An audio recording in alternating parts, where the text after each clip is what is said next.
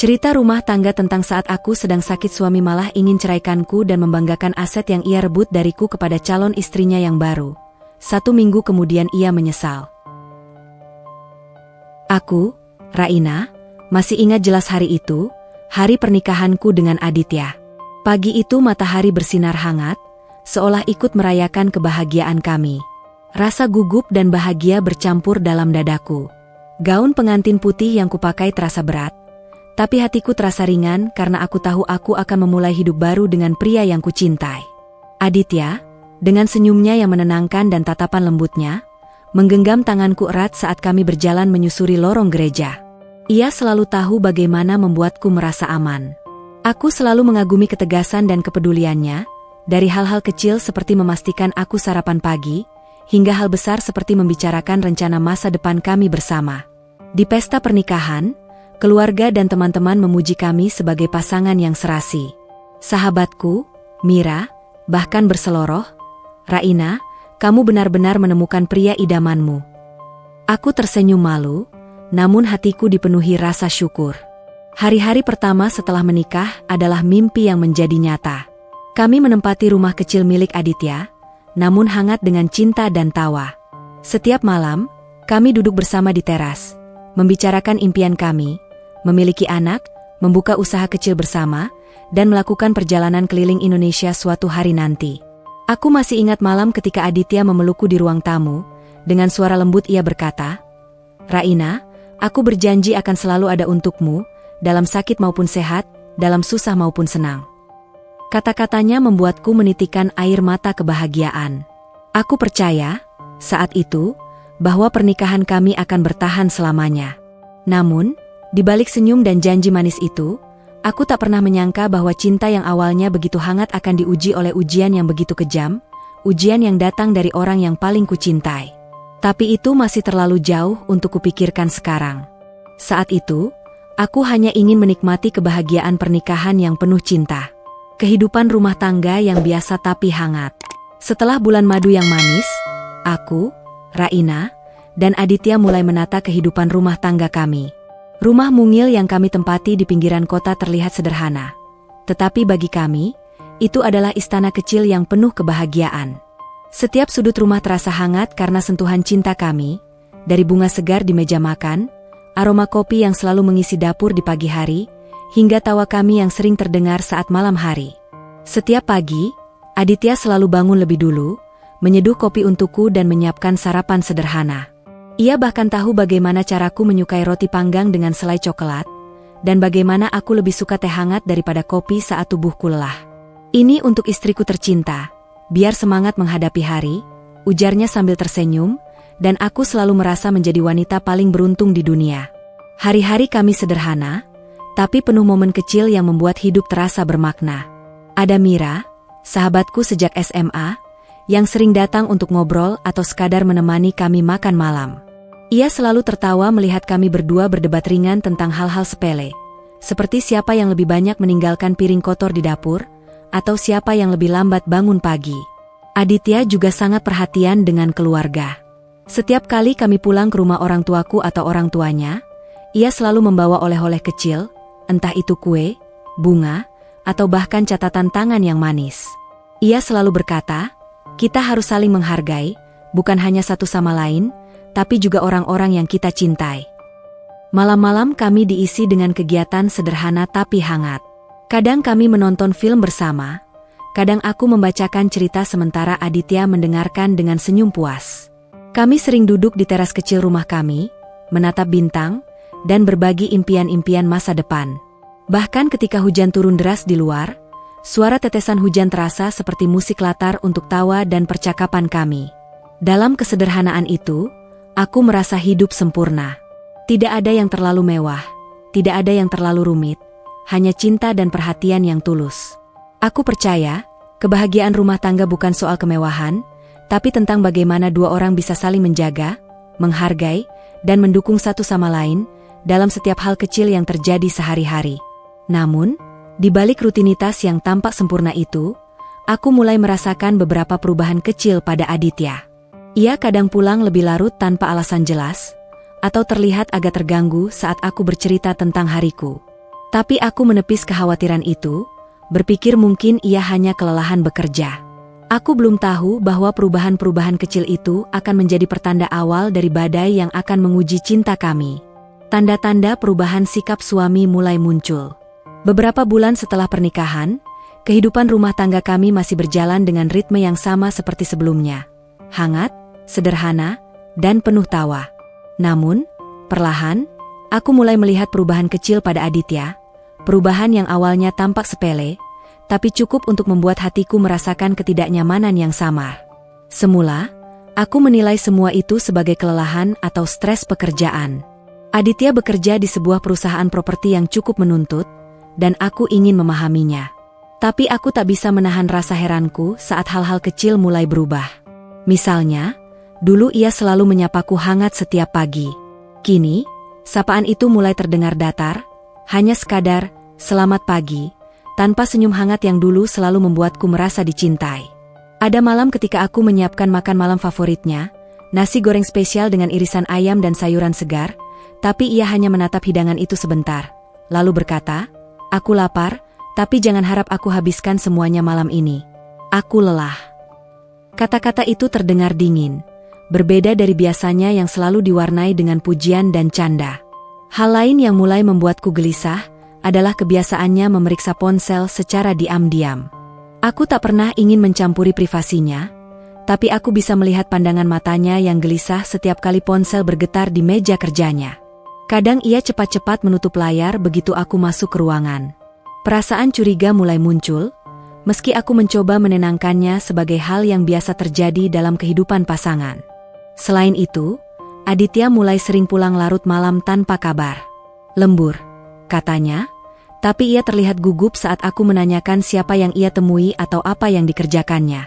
Aku mencoba percaya, tapi ada rasa tidak enak yang terus menggerogoti hati. Bahkan sahabatku, Mira, menyadari perubahan itu.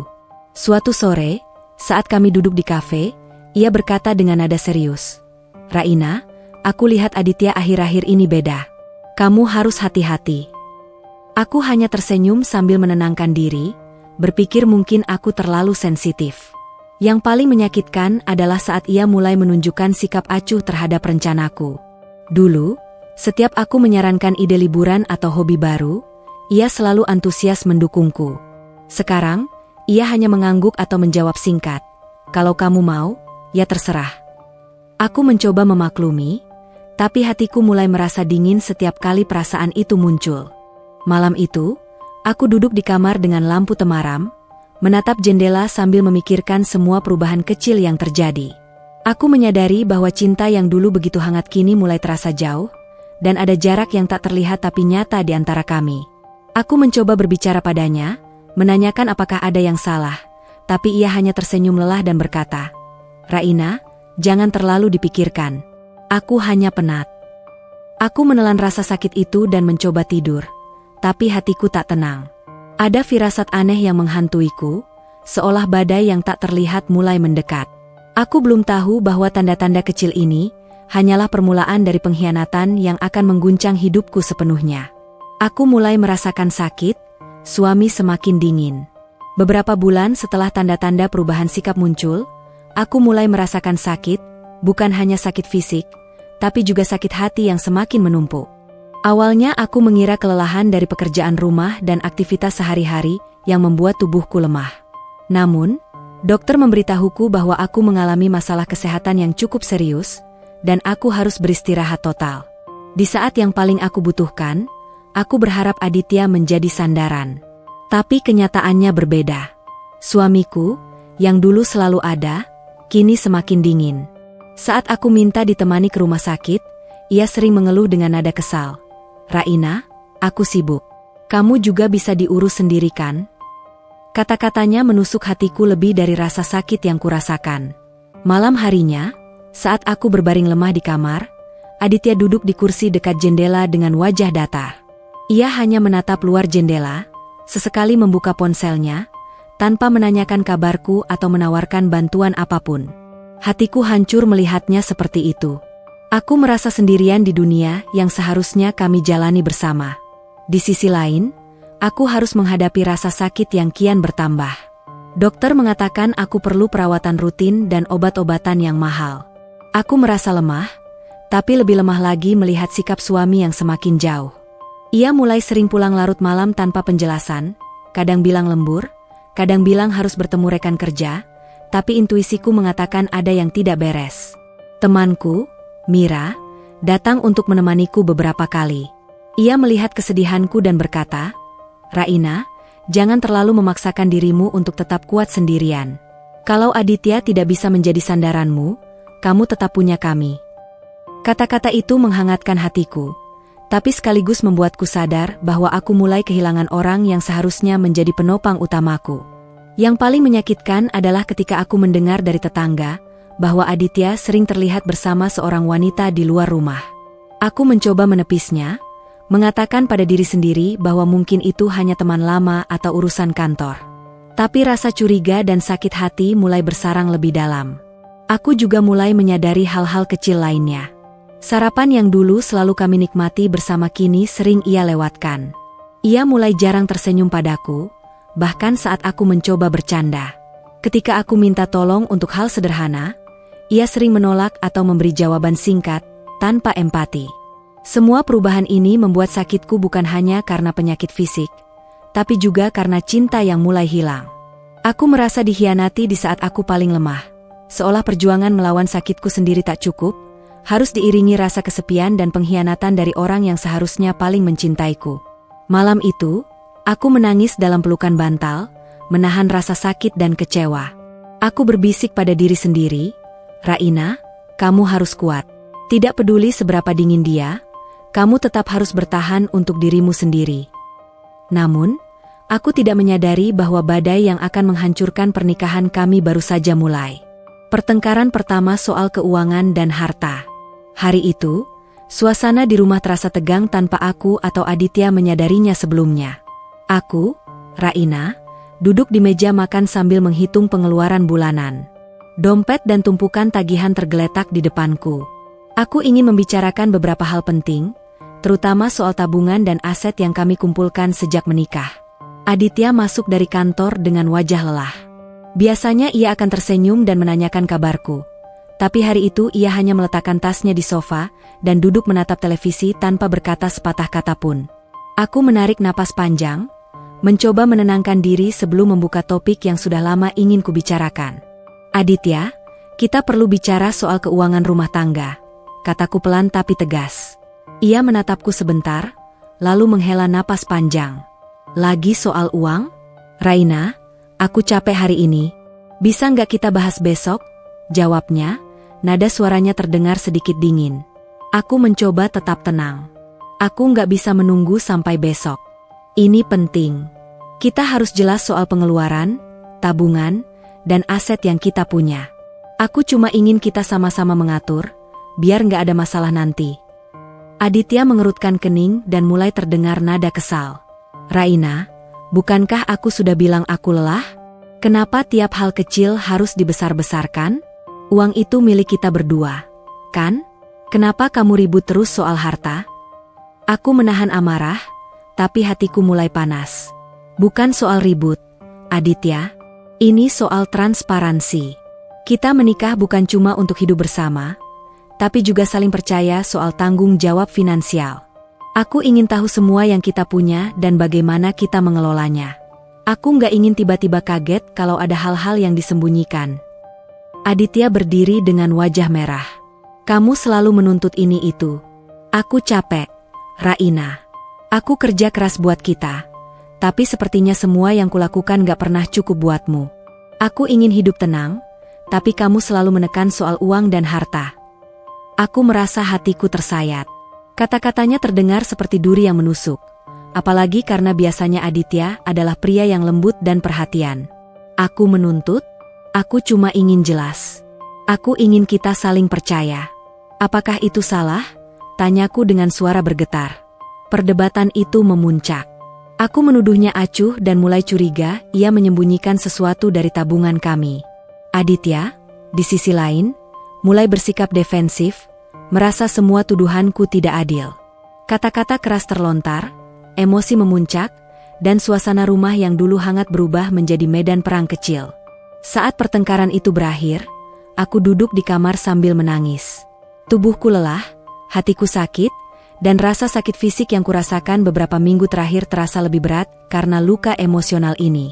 Aku mulai merasakan sesuatu yang menakutkan. Kepercayaan yang dulu kami bangun perlahan runtuh, dan aku tak lagi merasa aman di rumah sendiri. Malam itu aku menulis di buku harianku, aku tidak pernah menyangka pertengkaran soal uang bisa membuka sisi lain dari Aditya. Aku takut, tapi aku harus tetap kuat. Ini baru awal dari sesuatu yang lebih buruk. Suami mulai mendekati wanita lain secara diam-diam. Beberapa bulan setelah pertengkaran pertama soal keuangan, aku, Raina, mulai merasakan adanya jarak yang semakin nyata antara aku dan Aditya. Dulu, aku selalu bisa merasakan kehadiran dan perhatian suamiku, tetapi kini ada sesuatu yang berbeda, sesuatu yang membuat hatiku selalu tidak tenang. Aku mulai menyadari kebiasaan baru Aditya, pulang lebih larut dari biasanya, sering menutup ponsel saat aku masuk ruangan, dan terkadang menolak menjawab pertanyaanku tentang aktivitas hariannya. Awalnya aku mencoba menganggapnya sebagai stres kerja, tapi ada firasat yang terus menghantuiku. Suatu sore, saat aku sedang membereskan pakaian di ruang tamu, aku melihat Aditya sibuk menulis sesuatu di ponselnya. Ia terlihat gelisah, selalu menengok ke arahku. Sesaat aku ingin menanyakan apa yang dilakukannya, tapi aku menahan diri, berpikir mungkin ia sedang mengurus pekerjaan. Tapi hati kecilku tidak tenang. Beberapa minggu kemudian, aku mulai melihat petunjuk-petunjuk kecil yang jelas. Ada kabar dari teman kantornya bahwa Aditya sering keluar untuk meeting di luar kota. Padahal sebenarnya ia tidak pernah memberitahuku. Bahkan, Mira, sahabatku, suatu hari berkata dengan ragu, "Raina, aku nggak mau ikut campur. Tapi aku lihat Aditya beberapa kali bersama seorang wanita di kafe dekat kantor. Mereka terlihat akrab." Mendengar itu, hatiku terasa seperti tersayat. Aku ingin menolak kenyataan, tapi bukti-bukti kecil mulai menumpuk di mataku sendiri. Aku mulai memerhatikan setiap panggilan dan pesan singkatnya yang ia sembunyikan. Nada suaranya di telepon tiba-tiba berubah saat ia berbicara dengan orang lain, ada tawa yang tidak ia tunjukkan padaku, dan terkadang aku menangkap kata-kata manis yang tidak untukku. Yang lebih membuatku tersiksa adalah saat aku mencoba berbicara padanya. "Aditya, ada yang ingin kubicarakan. Aku merasa ada yang berubah antara kita," kataku suatu malam, dengan suara bergetar. Ia hanya menatapku sebentar, lalu tersenyum dingin. "Raina, kamu terlalu sensitif. Aku capek hari ini, bisa nggak kita bicarakan besok?" Kata-kata itu terdengar seperti tamparan, karena dulu ia selalu mendengarkan setiap keluhanku. Aku mulai merasakan sakit yang berbeda dari sebelumnya. Sakit karena dikhianati oleh seseorang yang paling kucintai. Aku mencoba berbicara dengan Mira, menangis dan menceritakan curigaanku. Mira menatapku serius dan berkata, "Raina, kamu harus mulai memperhatikan setiap detail. Jangan sampai dia menipu hatimu, apalagi di saat kamu sedang lemah." Satu malam, rasa curiga itu membawaku pada tindakan nekat. Aku diam-diam memeriksa ponsel Aditya. Awalnya ragu, tapi rasa ingin tahu dan takut kehilangan membuatku nekat. Di layar ponselnya, aku menemukan percakapan yang membuat darahku membeku. Ada pesan-pesan manis dan rencana bertemu dari seorang wanita yang jelas bukan aku. Aku menutup ponsel itu dengan tangan gemetar, air mata jatuh di pipiku. Rasa sakit, kekecewaan, dan amarah bercampur menjadi satu. Bagaimana bisa orang yang kupercaya sepenuh hati melakukan ini padaku? Bagaimana bisa ia menukar cinta kami dengan seseorang yang baru dikenalnya beberapa minggu terakhir? Hari itu, aku sadar satu hal. Rumah yang dulu hangat kini mulai retak. Dan aku harus bersiap menghadapi kenyataan pahit yang lebih besar. Bahwa suamiku tidak lagi sama. Bahwa pengkhianatan ini baru permulaan dari badai yang akan mengguncang seluruh hidupku. Aku berbaring di kamar sambil memikirkan langkah selanjutnya. Hatiku penuh kebingungan dan rasa sakit. Tapi aku tahu satu hal pasti. Aku tidak bisa membiarkan diriku terus dikhianati tanpa perlawanan. Aku merasa ada yang tidak beres. Mulai curiga. Seiring waktu, firasat buruk yang kurasakan mulai terasa semakin nyata. Aku, Raina, tidak bisa lagi menepis rasa curiga yang semakin menggerogoti hatiku. Rumah yang dulu terasa hangat kini selalu dihantui oleh ketegangan yang tak terlihat, dan setiap tindakan Aditya seolah menjadi teka-teki yang sulit kubaca. Awalnya, hal-hal kecil yang ia lakukan membuatku gelisah. Pulang larut malam tanpa kabar, ponsel yang selalu terkunci atau cepat ia sembunyikan saat aku masuk ruangan, tawa yang terdengar di teleponnya yang tidak untukku, dan ketidakpeduliannya terhadap kegiatan yang dulu kami nikmati bersama. Semua perubahan itu seperti serpihan kecil yang perlahan-lahan membentuk gambaran besar, bahwa sesuatu tidak benar. Aku mulai mengamati setiap detail. Misalnya, pagi itu ia bilang harus pergi ke kantor lebih awal, tapi bajunya tampak seperti baru dicuci, berbeda dari yang biasanya ia pakai saat rapat. Atau ketika aku menyapanya dengan hangat, ia hanya menoleh sebentar tanpa senyum, lalu pergi dengan langkah cepat. Setiap perubahan kecil itu membuat hatiku meremas. Aku juga memperhatikan percakapan singkatnya saat menerima telepon. Nada suaranya berbeda, ada kehangatan yang dulu hanya untukku kini terdengar untuk orang lain. Kadang aku mendengar kata-kata lembut yang membuat dadaku berdegup kencang, kata-kata yang tidak pernah ia ucapkan padaku sejak lama. Rasa curiga ini membuatku sulit tidur. Aku sering terjaga di malam hari, memikirkan semua kemungkinan yang bisa terjadi. Pikiran-pikiran gelap muncul. Apakah Aditya sudah tidak mencintaiku lagi? Apakah aku akan kehilangan rumah tangga yang selama ini kubangun dengan cinta dan pengorbanan? Suatu sore, aku memutuskan untuk tidak tinggal diam. Aku mulai mencatat perilaku Aditya, mencatat jam pulang, telepon yang ia terima, dan percakapan yang terdengar mencurigakan. Aku juga memeriksa secara diam-diam pesan masuknya, walaupun hatiku memberontak karena takut mengetahui kebenaran. Namun rasa ingin tahu dan ketakutan akan kehilangan membuatku harus melakukannya. Yang membuatku semakin curiga adalah perubahan sikapnya terhadap keluargaku dan sahabatku. Dulu, ia ramah dan selalu hadir di acara keluarga. Kini, ia sering menghindar dengan alasan pekerjaan atau lelah. Bahkan sahabatku, Mira, mulai memberi kode, "Raina, hati-hati. Aku lihat Aditya akhir-akhir ini berbeda. Jangan sampai kamu terlalu terlena." Aku mencoba berbicara padanya secara langsung, tapi selalu ada jawaban yang membuatku semakin gelisah. "Raina, kamu terlalu sensitif. Aku capek, biar nanti saja dibicarakan." Kata-kata itu terdengar seperti tembok yang menghalangi komunikasi, membuatku merasa sendirian meski tinggal serumah dengannya.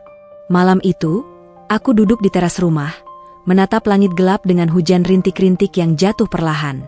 Hatiku hampa, tapi ada satu hal yang jelas. Aku tidak bisa terus berpura-pura bahwa semuanya baik-baik saja. Rasa curiga ini bukan sekadar firasat kosong. Ini peringatan bahwa sesuatu sedang terjadi di belakangku. Aku menarik napas panjang dan menulis di buku harianku. Aku harus mencari tahu.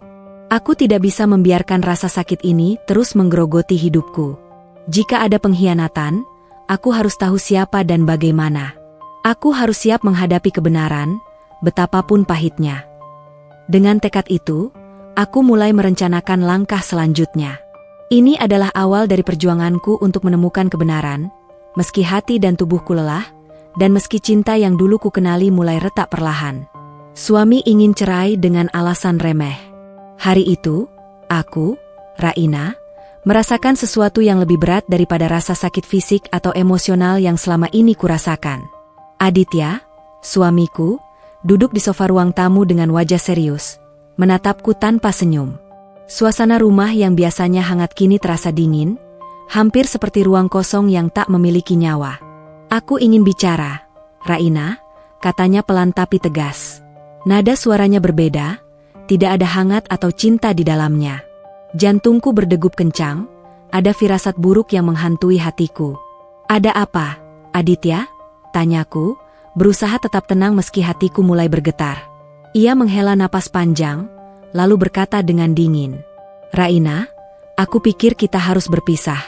Aku ingin cerai." Aku terdiam. Kata-kata itu terdengar seperti pukulan keras yang memecahkan seluruh dunia kecilku. Aku menatapnya dengan mata membesar, seolah mencoba memahami apakah ini benar-benar terjadi. "Cerai? Tapi, kenapa?" Suaraku gemetar, tidak percaya dengan apa yang kudengar. Aditya menatapku tanpa ragu. "Aku capek, Raina. Aku merasa kita nggak cocok lagi. Aku nggak bahagia dengan cara kita hidup. Banyak hal yang bikin aku stres, dan aku nggak bisa terus begini. Aku menelan ludah, berusaha menahan air mata. Apa maksudmu? Kita bisa bicarakan masalah ini. Aku ingin memperbaiki semuanya. Apa yang salah, Aditya? Ia menarik napas lagi, lalu berkata, jujur saja, aku nggak mau ribet soal hal-hal kecil.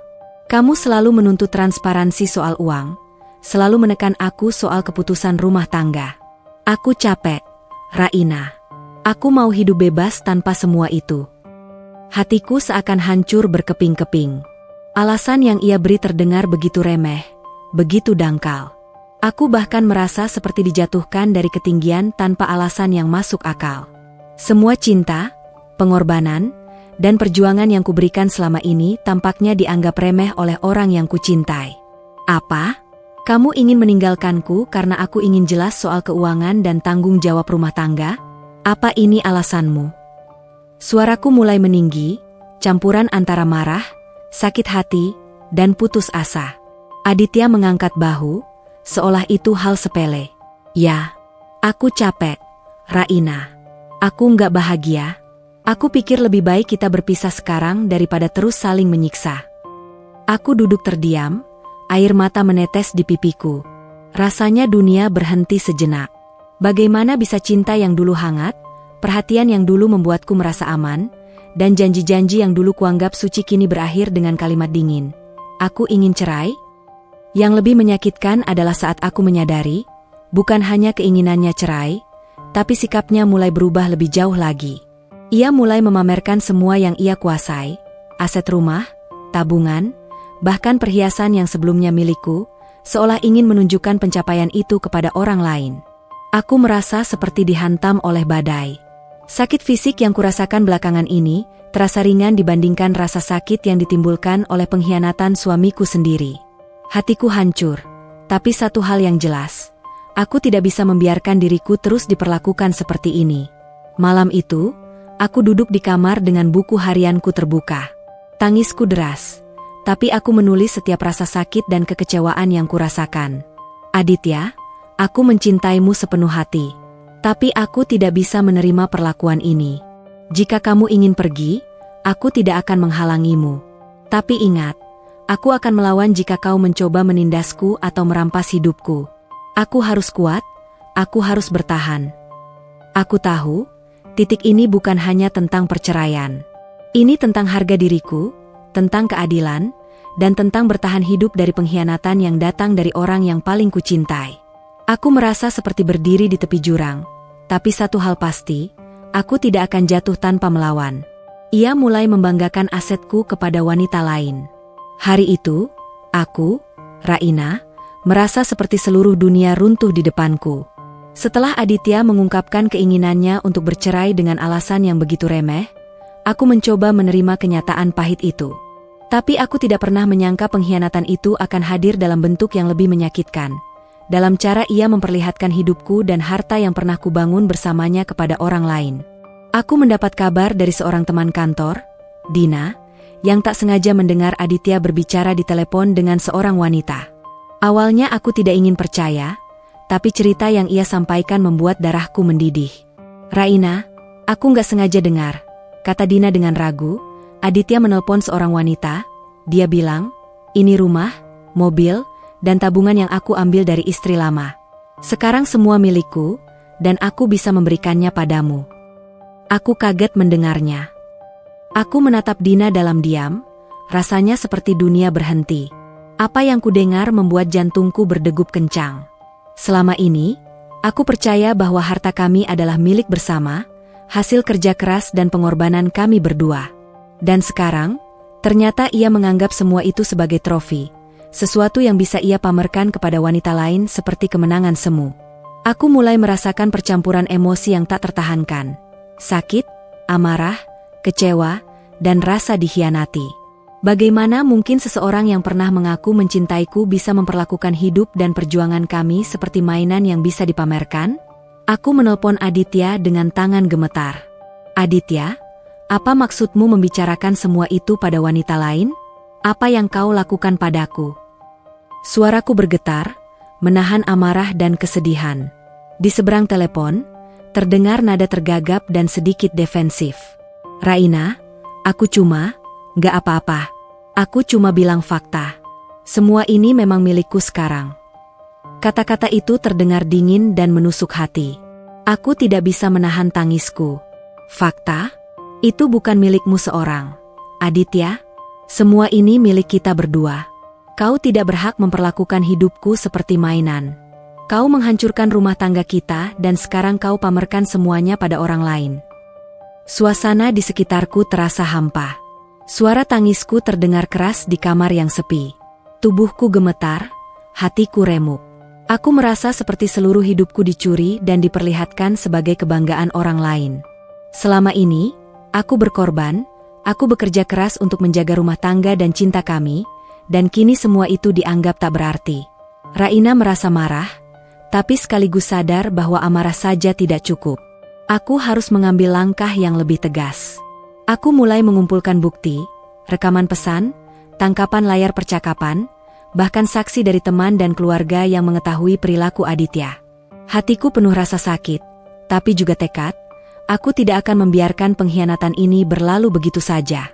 Malam itu, aku duduk di ruang tamu, menatap tumpukan dokumen dan catatan yang kukumpulkan.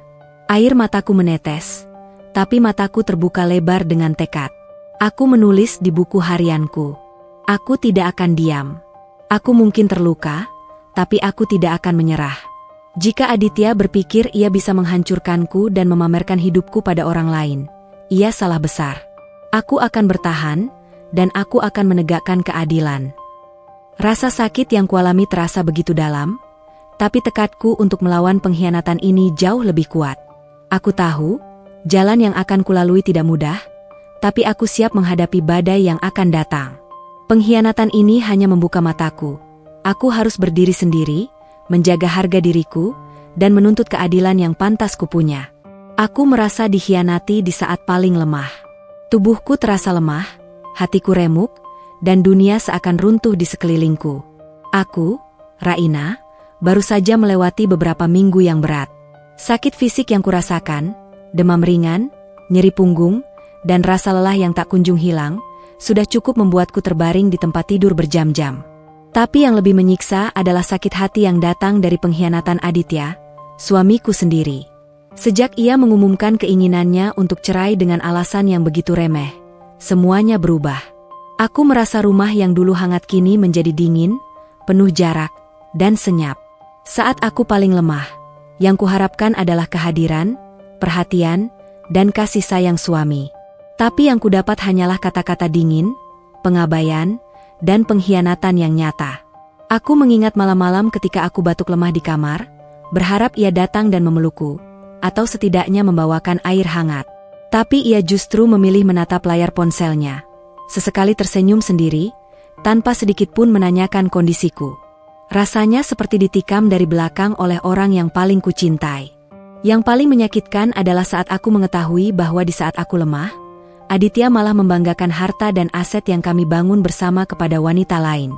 Ia memamerkan rumah kami, mobil, tabungan, bahkan perhiasan yang sebelumnya milikku, seolah-olah itu adalah trofi yang bisa membuatnya terlihat besar di mata orang lain. Aku merasa seperti semua pengorbananku selama bertahun-tahun dihancurkan begitu saja. Semua kerja keras, perhatian, dan cinta yang kuberikan diabaikan dan diubah menjadi kebanggaan orang lain. Di saat aku membutuhkan dukungan paling banyak, ia memilih untuk meninggalkanku sendirian dan menikmati hidup baru dengan orang lain. Malam itu, aku menangis di kamar, tubuhku menggigil karena sakit dan hatiku hancur. Aku merasa dikhianati bukan hanya oleh suami, tapi juga oleh semua yang selama ini kubangun bersama. Rasa sakit itu begitu dalam, membuatku hampir menyerah. Tapi ada sesuatu dalam diriku yang menolak jatuh sepenuhnya. Aku mengingat kata-kata ibuku, Raina, saat kamu merasa paling lemah, justru itu saat kekuatanmu paling dibutuhkan. Jangan biarkan orang lain merampas harga dirimu. Kata-kata itu terngiang di kepalaku, menyalakan sedikit cahaya di tengah kegelapan yang menelan hatiku. Dengan tangan gemetar, aku mulai menulis di buku harianku. Aku mungkin sakit, aku mungkin lemah, Tapi aku tidak akan membiarkan pengkhianatan ini menghancurkan hidupku. Aku harus kuat. Aku harus bertindak. Jika Aditya berpikir ia bisa mempermainkanku, ia salah. Aku akan bangkit, dan aku akan membuktikan bahwa aku lebih dari sekadar korban. Air mataku terus menetes, tapi aku merasakan tekad yang tumbuh. Pengkhianatan ini bukanlah akhir dari hidupku.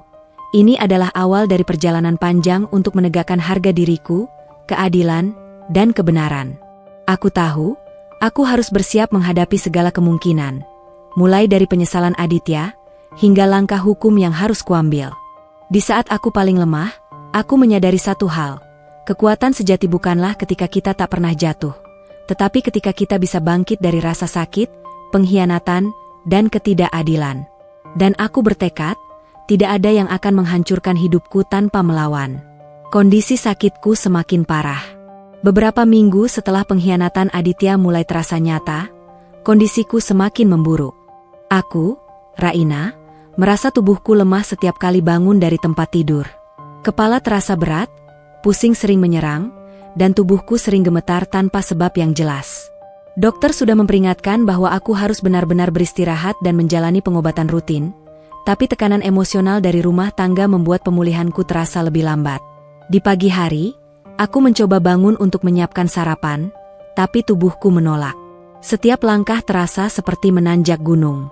Aku duduk di kursi, menarik napas dalam-dalam, berusaha menguatkan diri. Namun, ketika kulihat Aditya duduk di meja makan, membaca koran tanpa menatapku, rasa sakit itu terasa lebih berat. "Raina, kau harus makan ini," katanya singkat, menyerahkan sepiring roti dan telur rebus. Tidak ada senyum, tidak ada kata penyemangat, hanya dingin. Aku menelan makanan itu dengan susah payah, sambil menahan air mata. Aku merasa sendirian, bahkan di rumah yang seharusnya menjadi tempat aman. Puncaknya terjadi suatu sore ketika aku merasa hampir pingsan akibat tekanan darah rendah. Aku mencoba memanggil Aditya, tapi ia sedang sibuk menelepon di ruang tamu. "Adi, aku nggak kuat." Suaraku lemah hampir terdengar seperti bisikan. Ia menoleh sebentar, tapi hanya dengan wajah datar berkata, "Santai, Raina. Aku lagi sibuk." Hatiku hancur. Aku merasa dikhianati bukan hanya secara emosional, tapi juga secara fisik. Saat aku paling lemah, suamiku tidak ada untukku. Aku terbaring di kamar, menggigil, menahan rasa sakit yang bercampur dengan rasa kecewa dan marah. Beberapa hari kemudian, Mira datang menemuiku. Ia terlihat cemas. "Raina, kamu kelihatan makin lemah. Aku tahu Aditya tidak peduli, tapi aku di sini untukmu. Kita harus cari dokter tambahan, jangan biarkan dia membuatmu semakin menderita." Aku menangis di pelukannya. "Mira, aku merasa dikhianati di saat paling lemah. Tubuhku sakit, hatiku hancur, dan orang yang seharusnya menjadi sandaran malah menjauh." Mira menenangkan aku dengan lembut. "Kau kuat, Raina. Aku tahu kau bisa melewati ini. Tapi kau harus fokus pada dirimu sendiri dulu. Jangan biarkan Aditya mengontrol emosi dan kesehatanmu." Sejak saat itu, aku mulai lebih berhati-hati. Aku mencatat setiap gejala kesehatan, menjaga pola makan, dan mengatur jadwal perawatan. Meski tubuhku lemah, aku sadar bahwa ketahanan emosional sama pentingnya. Aku harus tetap kuat, bukan hanya untuk sembuh dari sakit fisik, tapi juga untuk menghadapi pengkhianatan yang perlahan-lahan mengikis hidupku. Namun, setiap kali aku melihat Aditya, hatiku masih terasa hancur. Ada rasa dingin yang menempel di rumah kami, dan aku tahu, badai yang lebih besar akan datang. Aku harus bersiap, bukan hanya untuk sakitku, tapi juga untuk menghadapi perbuatan suami yang semakin menjauh dan kejam. Malam itu, aku menatap langit-langit kamar, menarik napas dalam, dan berbisik pada diriku sendiri. "Raina, tubuhmu sakit, hatimu terluka, tapi kau tidak boleh menyerah. Tidak ada yang bisa menghancurkanmu jika kau tetap berdiri tegak." Suami menolak membantuku, malah menyakiti hati. Hari itu, aku merasa lebih lemah dari biasanya. Tubuhku gemetar, kepala terasa berat, dan napasku sesak akibat tekanan darah rendah. Aku berharap Aditya, suamiku yang seharusnya menjadi sandaran, akan ada di sampingku. Tapi kenyataannya membuat hatiku hancur. Adi, bisakah kau membantuku ke kamar mandi? Suaraku lemah, hampir terdengar seperti bisikan. Aditya menatapku sebentar, lalu menggeleng. Raina, aku capek. Aku lelah menghadapi semua ini. Kamu juga bisa menunggu sebentar kan? Katanya dingin. Nada suaranya menusuk hatiku lebih dari sakit fisikku sendiri. Aku menelan ludah dan mencoba berdiri sendiri, tapi tubuhku hampir roboh. Air mata mulai mengalir tanpa bisa kutahan. Aku nggak bisa sendiri. Adi, aku berbisik, penuh putus asa. Ia hanya menarik napas panjang, menatapku sebentar, lalu berkata, Raina, aku sudah bilang. Aku lelah. Kau terlalu bergantung padaku. Kau harus belajar mandiri. Kata-kata itu seperti pisau yang menembus hatiku. Aku merasa dikhianati di saat paling lemah. Bukan hanya karena sakit, tapi karena orang yang seharusnya menjadi sandaran malah menambah beban emosional. Aku terduduk di lantai, menggigil, menahan rasa sakit yang bercampur dengan amarah. Hatiku hancur, tapi di saat yang sama, ada api dalam diriku yang mulai menyala. Tekad untuk tidak membiarkan pengkhianatan ini menghancurkan hidupku. Beberapa hari kemudian, aku mencoba berbicara dengannya lagi. Adi, aku butuhmu. Aku sakit dan lemah. Aku butuh bantuanmu, bukan penolakanmu. Ia menatapku dengan dingin, lalu berkata, Raina, kau selalu ingin semua orang mengurusmu. Aku tidak bisa terus seperti ini. Kau harus belajar menghadapi hidup sendiri. Aku terdiam, merasa putus asa tapi juga marah. Bagaimana mungkin cinta yang dulu hangat berubah menjadi dingin dan menyakitkan seperti ini? Bagaimana mungkin seseorang yang pernah berjanji akan selalu ada untukku, kini menjadi orang yang paling menyakiti hati dan meremehkan penderitaanku? Aku mulai menyadari satu hal penting. Aditya bukan lagi orang yang bisa kuandalkan. Aku harus menemukan kekuatan dalam diriku sendiri, bukan mengharapkan belas kasihan dari seseorang yang telah mengkhianati cintaku. Malam itu, aku duduk di kamar, menatap cermin, dan berkata pelan pada diriku sendiri. Raina, kau sakit, kau terluka, tapi jangan biarkan siapapun menghancurkanmu. Tidak ada yang bisa merenggut harga dirimu jika kau tetap tegar. Aku mulai merencanakan langkah-langkah untuk melindungi diri sendiri, bukan dengan dendam, tapi dengan ketegasan dan keberanian. Aku sadar, badai yang menimpa pernikahanku semakin besar, dan aku harus siap menghadapi semuanya. Orang sekitar mulai menyadari perilaku suami. Hari-hari yang kujalani terasa semakin berat. Aku, Raina, masih berjuang melawan sakit fisikku, sambil menahan rasa sakit emosional akibat pengkhianatan Aditya. Namun, aku mulai menyadari satu hal penting. Aku tidak harus menghadapi semuanya sendirian. Beberapa teman dekat mulai memperhatikan perubahan perilaku Aditya.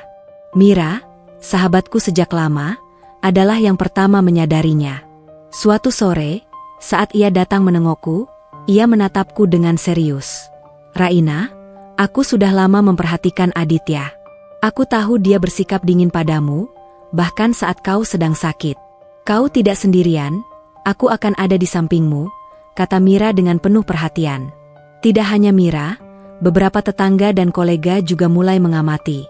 Mereka menyadari Aditya sering terlihat bersama wanita lain, sering mengabaikan istrinya sendiri, dan memperlakukan Raina seolah ia beban. Beberapa tetangga bahkan berani menegurnya secara halus. Aku merasa hangat melihat dukungan mereka. Meskipun hatiku masih hancur, aku mulai menyadari bahwa ada orang-orang yang peduli padaku, orang-orang yang bisa menjadi sandaran saat Aditya menolak hadir. Suatu malam, Mira duduk bersamaku di ruang tamu. Raina, aku sudah dengar dari beberapa teman kantor Aditya tentang wanita itu, Cindy. Mereka bilang Aditya sering memamerkan harta kalian padanya. Kau harus hati-hati, tapi kau juga harus bersiap mengambil langkah yang tegas. Aku menarik napas dalam-dalam. Kata-kata Mira meneguhkan hatiku. Selama ini, aku merasa sendirian menghadapi pengkhianatan dan sakitku. Tapi sekarang aku tahu ada orang yang memperhatikan, ada yang peduli. Dukungan itu seperti cahaya kecil yang mulai menembus kegelapan yang selama ini menyelimuti hidupku. Selain itu, keluargaku juga mulai turun tangan. Ibuku sering menelepon, menanyakan kondisiku, dan menawarkan bantuan. Raina, jangan diam saja. Kau harus melindungi dirimu. Kalau Aditya tidak bisa menghargaimu, kau punya hak untuk melawan, kata ibuku dengan tegas. Dengan semua perhatian dan dukungan itu, aku mulai merasa lebih kuat. Aku tahu aku masih sakit, masih lemah secara fisik, tapi secara emosional aku mulai menemukan kekuatan baru. Aku mulai merencanakan langkah-langkah untuk melindungi diriku sendiri, mencatat semua perilaku Aditya, dan menyiapkan diri untuk menghadapi kenyataan pahit yang mungkin akan datang. Malam itu, aku duduk di kamar, menulis catatan tentang setiap kejadian, setiap sikap dingin Aditya, dan setiap bukti pengkhianatannya. Aku sadar, ini bukan lagi soal cinta yang hilang, tapi soal keadilan dan harga diri. Aku berbisik pelan pada diriku sendiri. Raina, kau tidak sendirian. Kau memiliki orang-orang yang peduli, dan kau akan menghadapi ini dengan tegar. Tidak ada yang bisa merenggut harga dirimu, bukan suami, bukan harta, bukan sakitmu. Bahkan di tengah kesakitan, aku mulai merasa ada kekuatan yang tumbuh di dalam diriku. Kekuatan untuk berdiri tegak menghadapi semua pengkhianatan, dan untuk memastikan bahwa hidupku tidak akan dikendalikan oleh orang yang telah menghancurkan hatiku. Aku mulai mencatat semua perlakuannya. Setelah dukungan dari teman dan keluarga mulai muncul, aku, Raina, menyadari satu hal penting, aku tidak bisa hanya diam. Aditya telah mengkhianatiku, menyakiti hatiku di saat aku paling lemah, dan memperlakukan rumah tangga kami seolah semuanya miliknya. Jika aku tidak bertindak, rasa sakit ini akan terus berlanjut. Maka aku memutuskan untuk mulai mencatat semua perlakuannya. Setiap tindakan dingin, setiap kata yang menyakitkan, setiap bukti pengkhianatan, semuanya harus terdokumentasi. Aku membeli sebuah buku catatan tebal, menamai lembar pertamanya dengan tanggal hari ini, dan mulai menulis dari hal-hal kecil yang selama ini terasa sepele tapi penting. Contohnya, pukul 12.30 siang, Aditya pulang larut dari kantor, tidak menanyakan kondisi kesehatanku. Pukul 15, menolak membantuku ke kamar mandi, berkata, "Kau harus mandiri." Pukul 19, terlihat tersenyum membaca pesan dari wanita lain, ponselnya ia sembunyikan dariku. Aku juga mulai menyimpan semua bukti digital, chat, foto, dan rekaman suara jika memungkinkan. Semua itu untuk memastikan bahwa pengkhianatan ini bukan sekadar firasat atau rasa curiga. Aku ingin bukti nyata, agar ketika waktunya tiba, aku bisa melawan dengan kepala tegak. Hari demi hari aku menulis.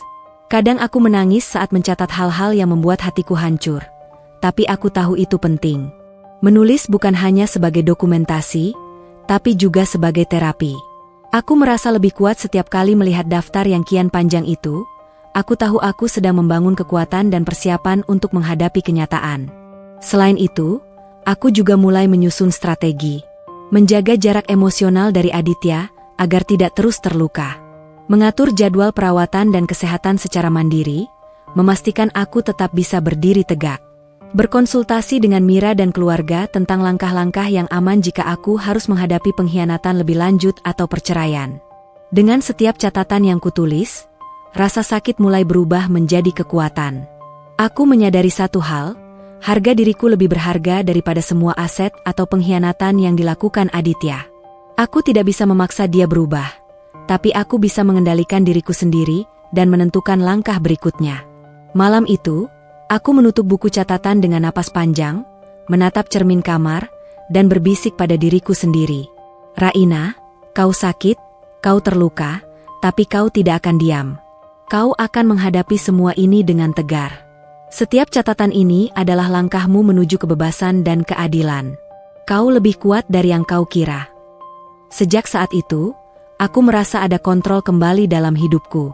Meski badai pengkhianatan masih mengintai, aku tahu bahwa aku memiliki persiapan dan kekuatan untuk menghadapi apapun yang akan datang. Suami makin terang-terangan dekat dengan calon istrinya.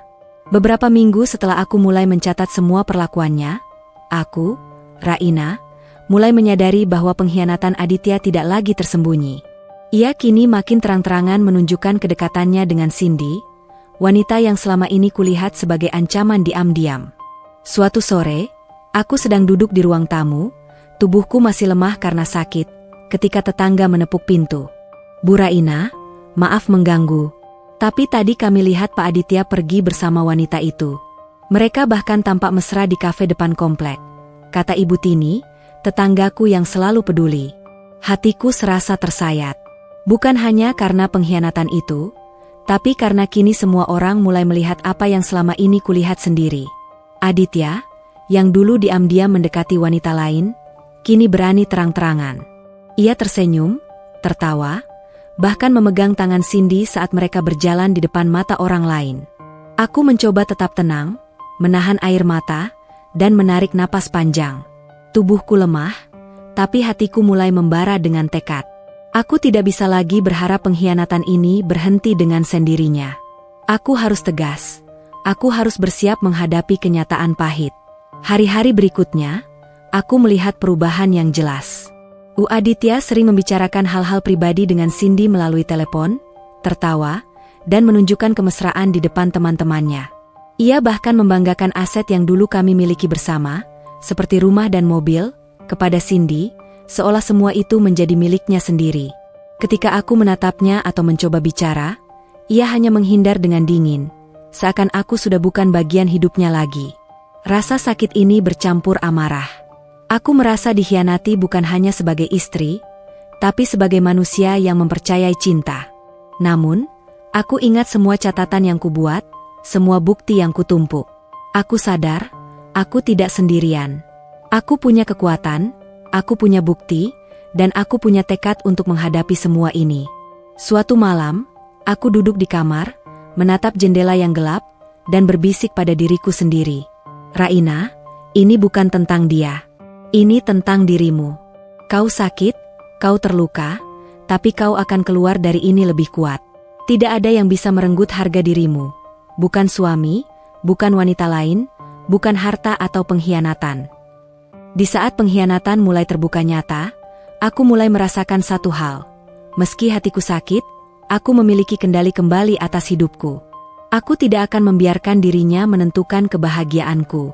Aku harus bertindak, dengan tegas, dengan rencana, dan dengan harga diri yang utuh. Aku merasa kehilangan segalanya, cinta, harta, dan harga diri. Ada satu fase dalam hidup ketika rasa sakit tidak lagi terasa seperti luka, melainkan kehampaan.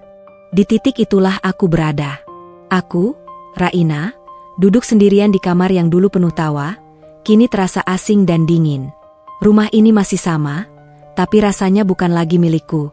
Cinta telah pergi lebih dulu. Pria yang dulu menggenggam tanganku dengan janji sehidup semati kini bahkan enggan menatap mataku.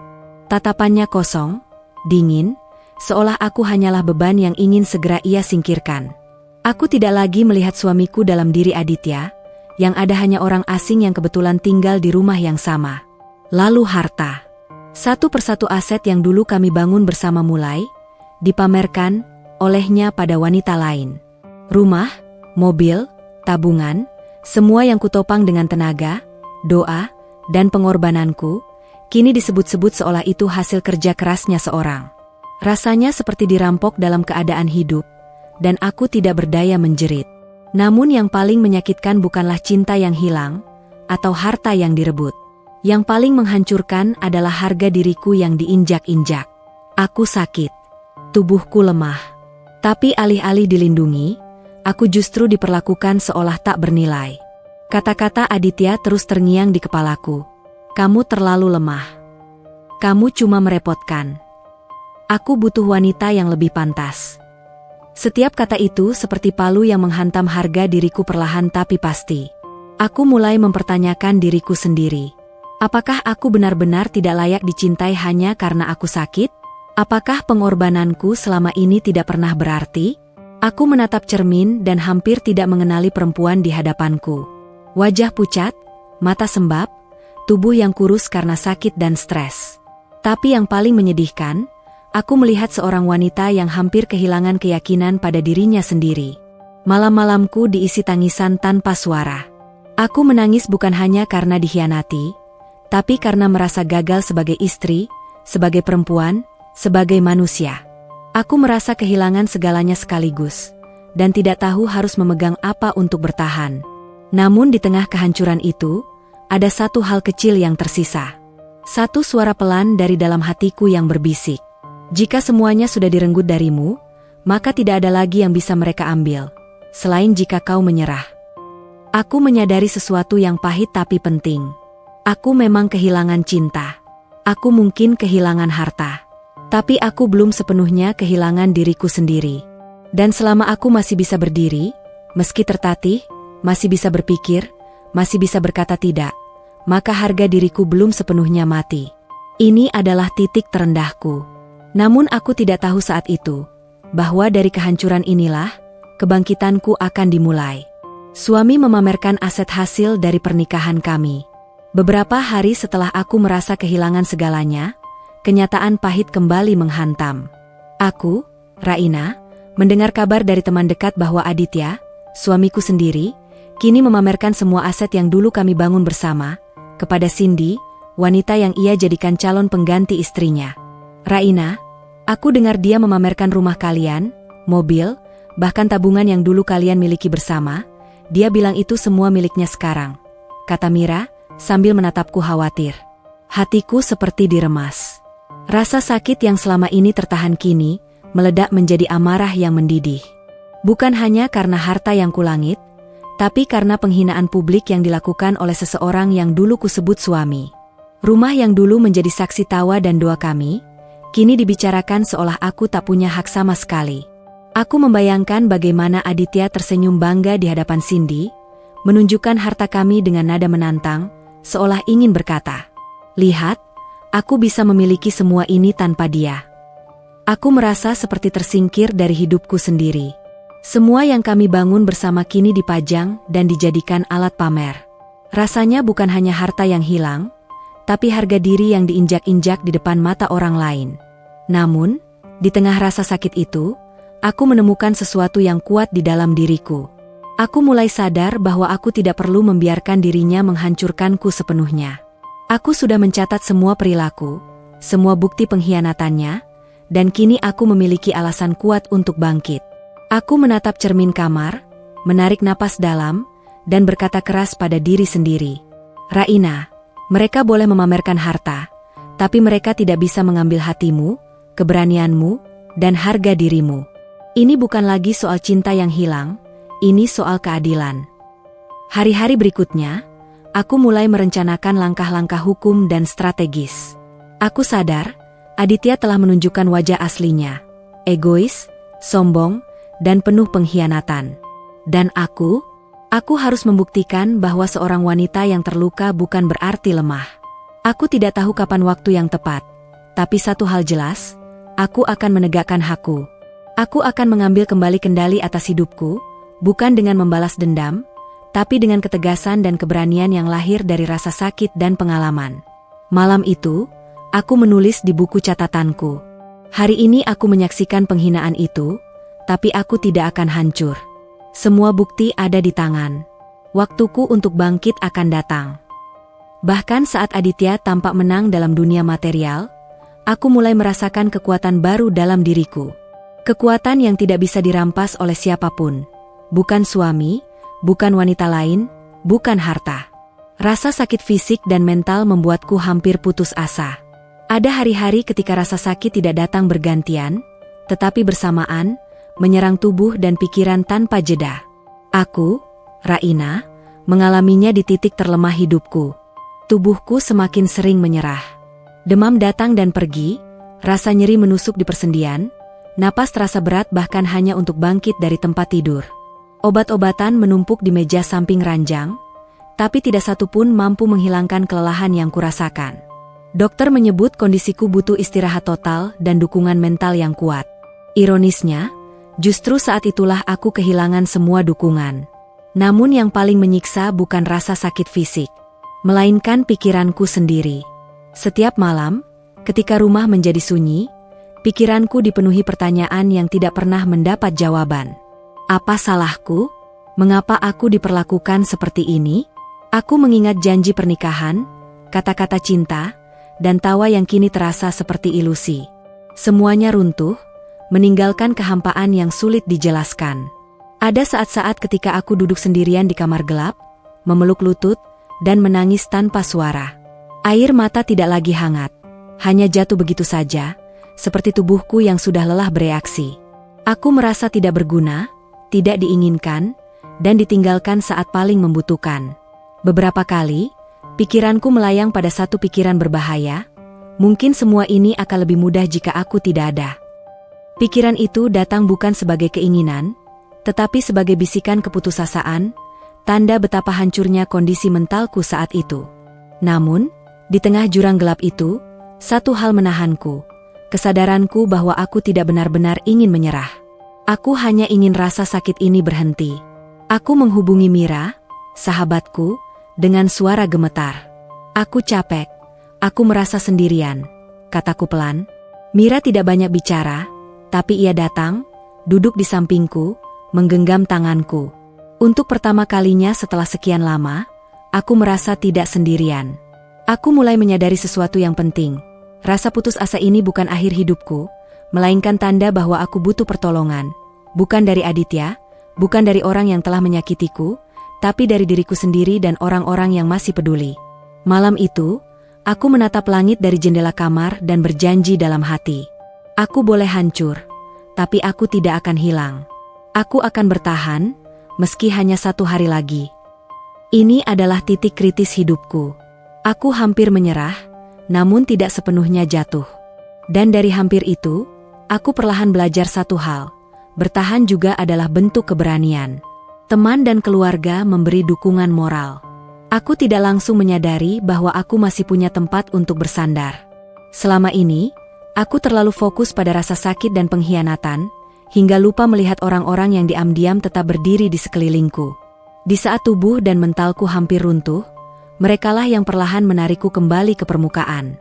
Ibu datang tanpa banyak bicara. Ia duduk di samping ranjangku, mengusap rambutku seperti saat aku masih kecil. Tatapannya penuh kekhawatiran, tapi juga keteguhan.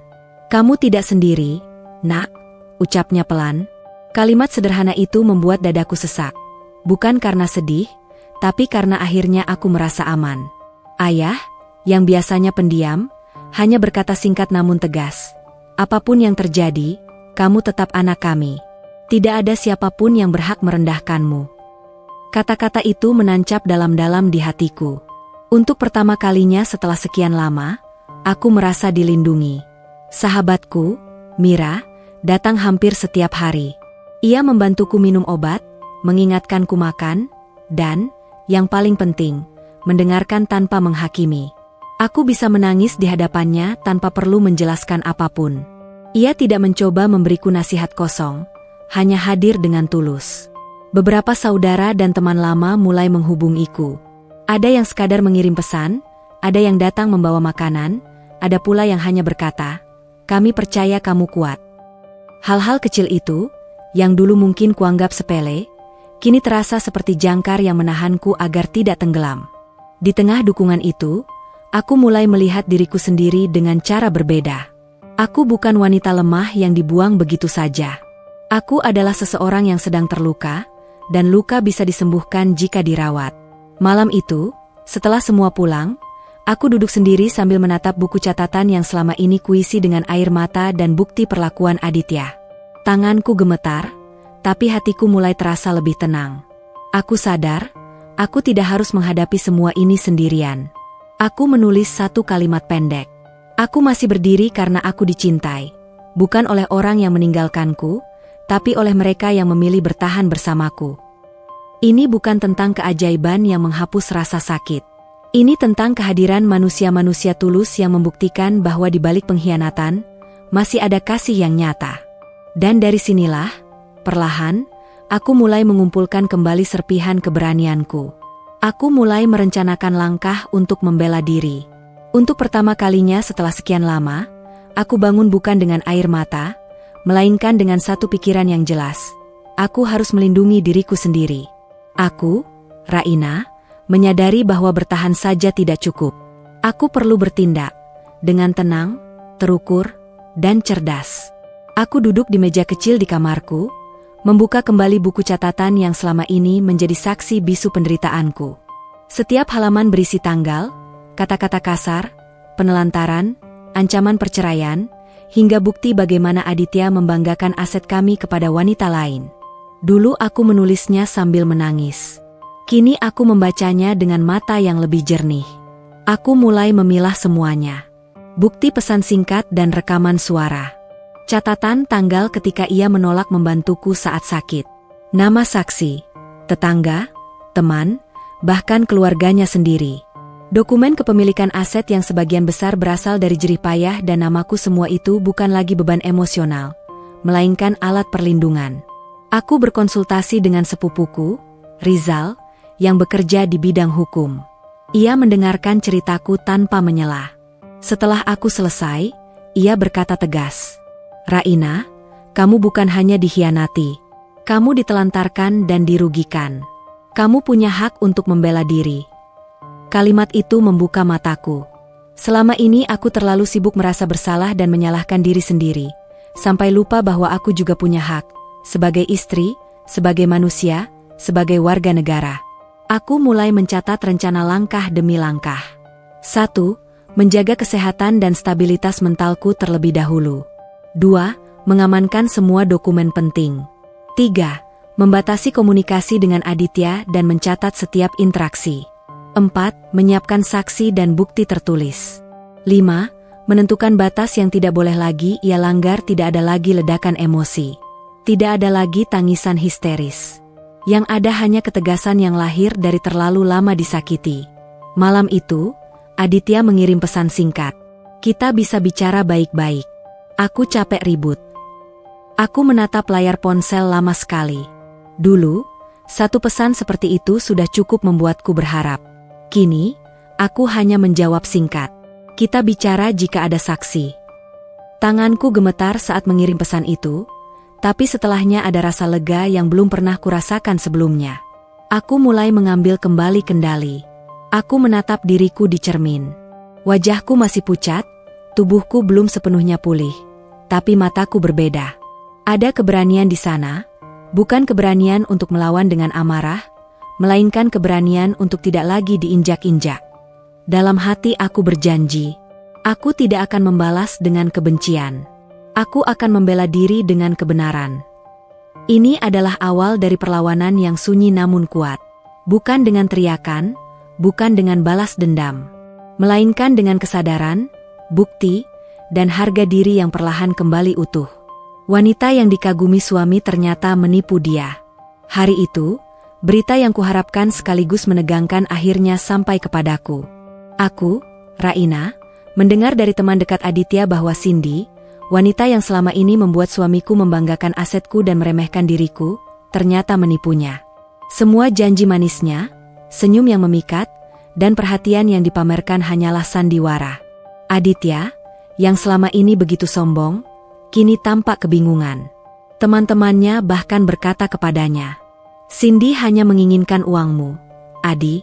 Semua yang kau banggakan padanya bukan berarti dia peduli padamu." Hatiku terasa campur aduk. Sebelah hatiku masih terluka oleh pengkhianatan Aditya, tapi sisi lain terasa lega. Aku tahu, keadilan akhirnya mulai muncul, meski jalan yang ditempuh suamiku itu sendiri penuh kesalahan. Keesokan harinya, Aditya datang ke rumah dengan wajah pucat dan mata sayu. Dia berdiri di depan pintu, tidak seperti biasanya yang dingin dan penuh kesombongan. Aku masih duduk di ruang tamu, tubuhku lemah tapi mataku penuh kewaspadaan. "Raina, Aku salah," ucapnya dengan suara terbata-bata. Aku dikhianati oleh Cindy. Semua yang kulakukan, semua yang kukatakan, aku bodoh karena mempercayainya. Aku menyesal. Aku menatapnya lama. Hatiku masih sakit, tapi aku menahan diri untuk tidak meledak. Semua bukti yang kukumpulkan, semua catatan tentang pengkhianatannya, membuatku merasa lebih kuat dari sebelumnya. Aku menarik napas panjang dan berkata tegas, "Aditya, aku sudah tahu sikapmu. Aku sakit, aku dilecehkan, aku dikhianati, dan kamu, di saat aku paling lemah, malah memilih orang lain. Sekarang kau menyesal? Itu terlalu terlambat." Aditya tampak terpukul. Ia menunduk, seolah kata-kata itu menusuknya sampai ke tulang.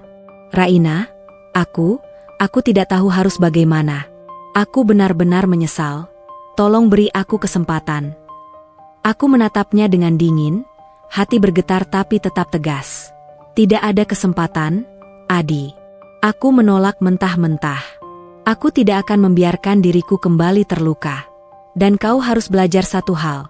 Tidak semua orang yang kau kagumi adalah orang baik. Kau sendiri yang menyesal karena kesombonganmu. Aditya tidak bisa berkata apa-apa. Kali ini, aku bukan lagi perempuan yang lemah. Aku bukan lagi istri yang takut kehilangan. Aku berdiri tegak, meski tubuhku sakit, dan menunjukkan bahwa harga diri dan integritasku tidak bisa dibeli atau dikalahkan oleh siapapun. Malam itu, aku menulis lagi di buku catatanku. Kebenaran muncul pada waktunya. Aku terluka, tapi aku masih berdiri. Ini adalah kemenangan batinku, bukan karena dia menyesal, tapi karena aku tidak menyerah. Ini menjadi titik balik. Bukan hanya pengkhianatan terungkap, tapi juga kekuatan batinku mulai menuntun jalan menuju keadilan. Aku mulai menyadari bahwa meski suamiku menyesal, aku tidak lagi bergantung padanya. Suami mulai menyadari kesalahannya. Beberapa hari setelah pengkhianatan Cindy terbongkar, aku, Raina, mulai melihat perubahan pada Aditya, meski tidak sepenuhnya menyenangkan. Ia terlihat bingung, gelisah, dan lebih sering termenung. Tidak ada lagi kesombongan di matanya, hanya penyesalan yang tulus, meski terlambat.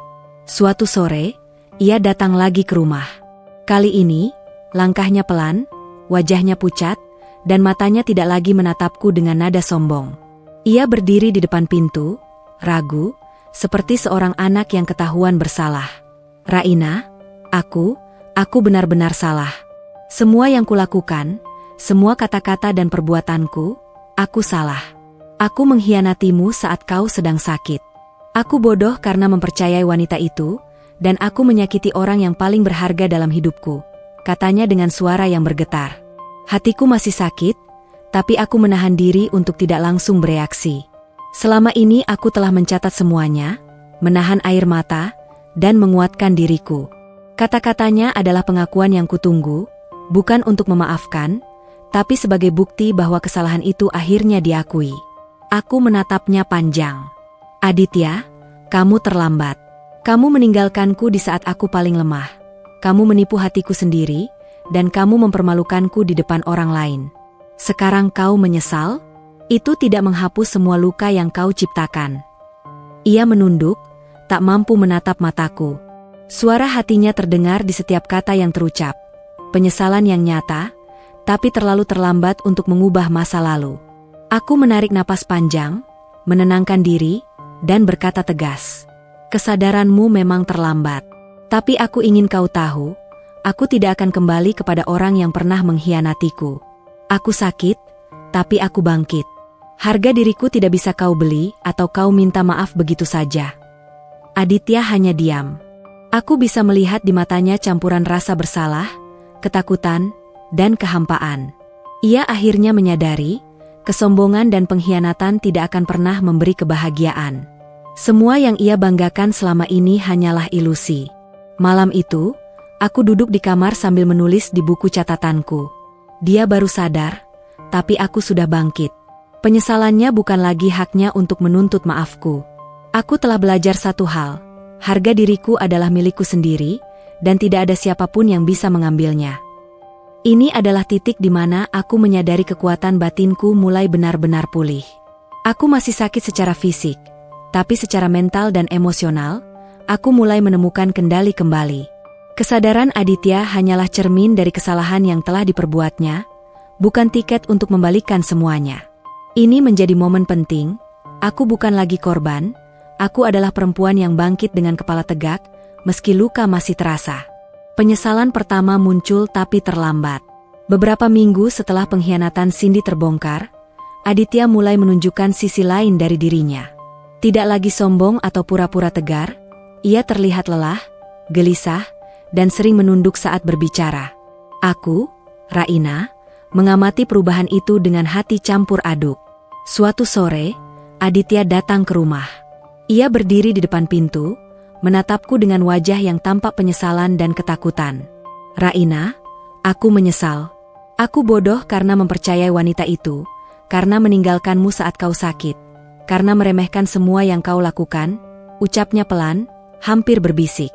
Hatiku terasa sesak, tapi aku menahan amarahku. Selama ini aku menunggu satu momen, bukan untuk memaafkan, tapi untuk melihat apakah ia benar-benar menyadari kesalahannya. Dan sekarang momen itu datang. Namun, ada satu hal yang jelas, penyesalan ini terlalu terlambat. Aku telah melalui minggu-minggu yang berat, sakit fisik, luka mental, pengkhianatan yang merobek harga diriku. Aku telah mencatat semuanya, mengumpulkan bukti, dan belajar berdiri tegak tanpa bergantung padanya.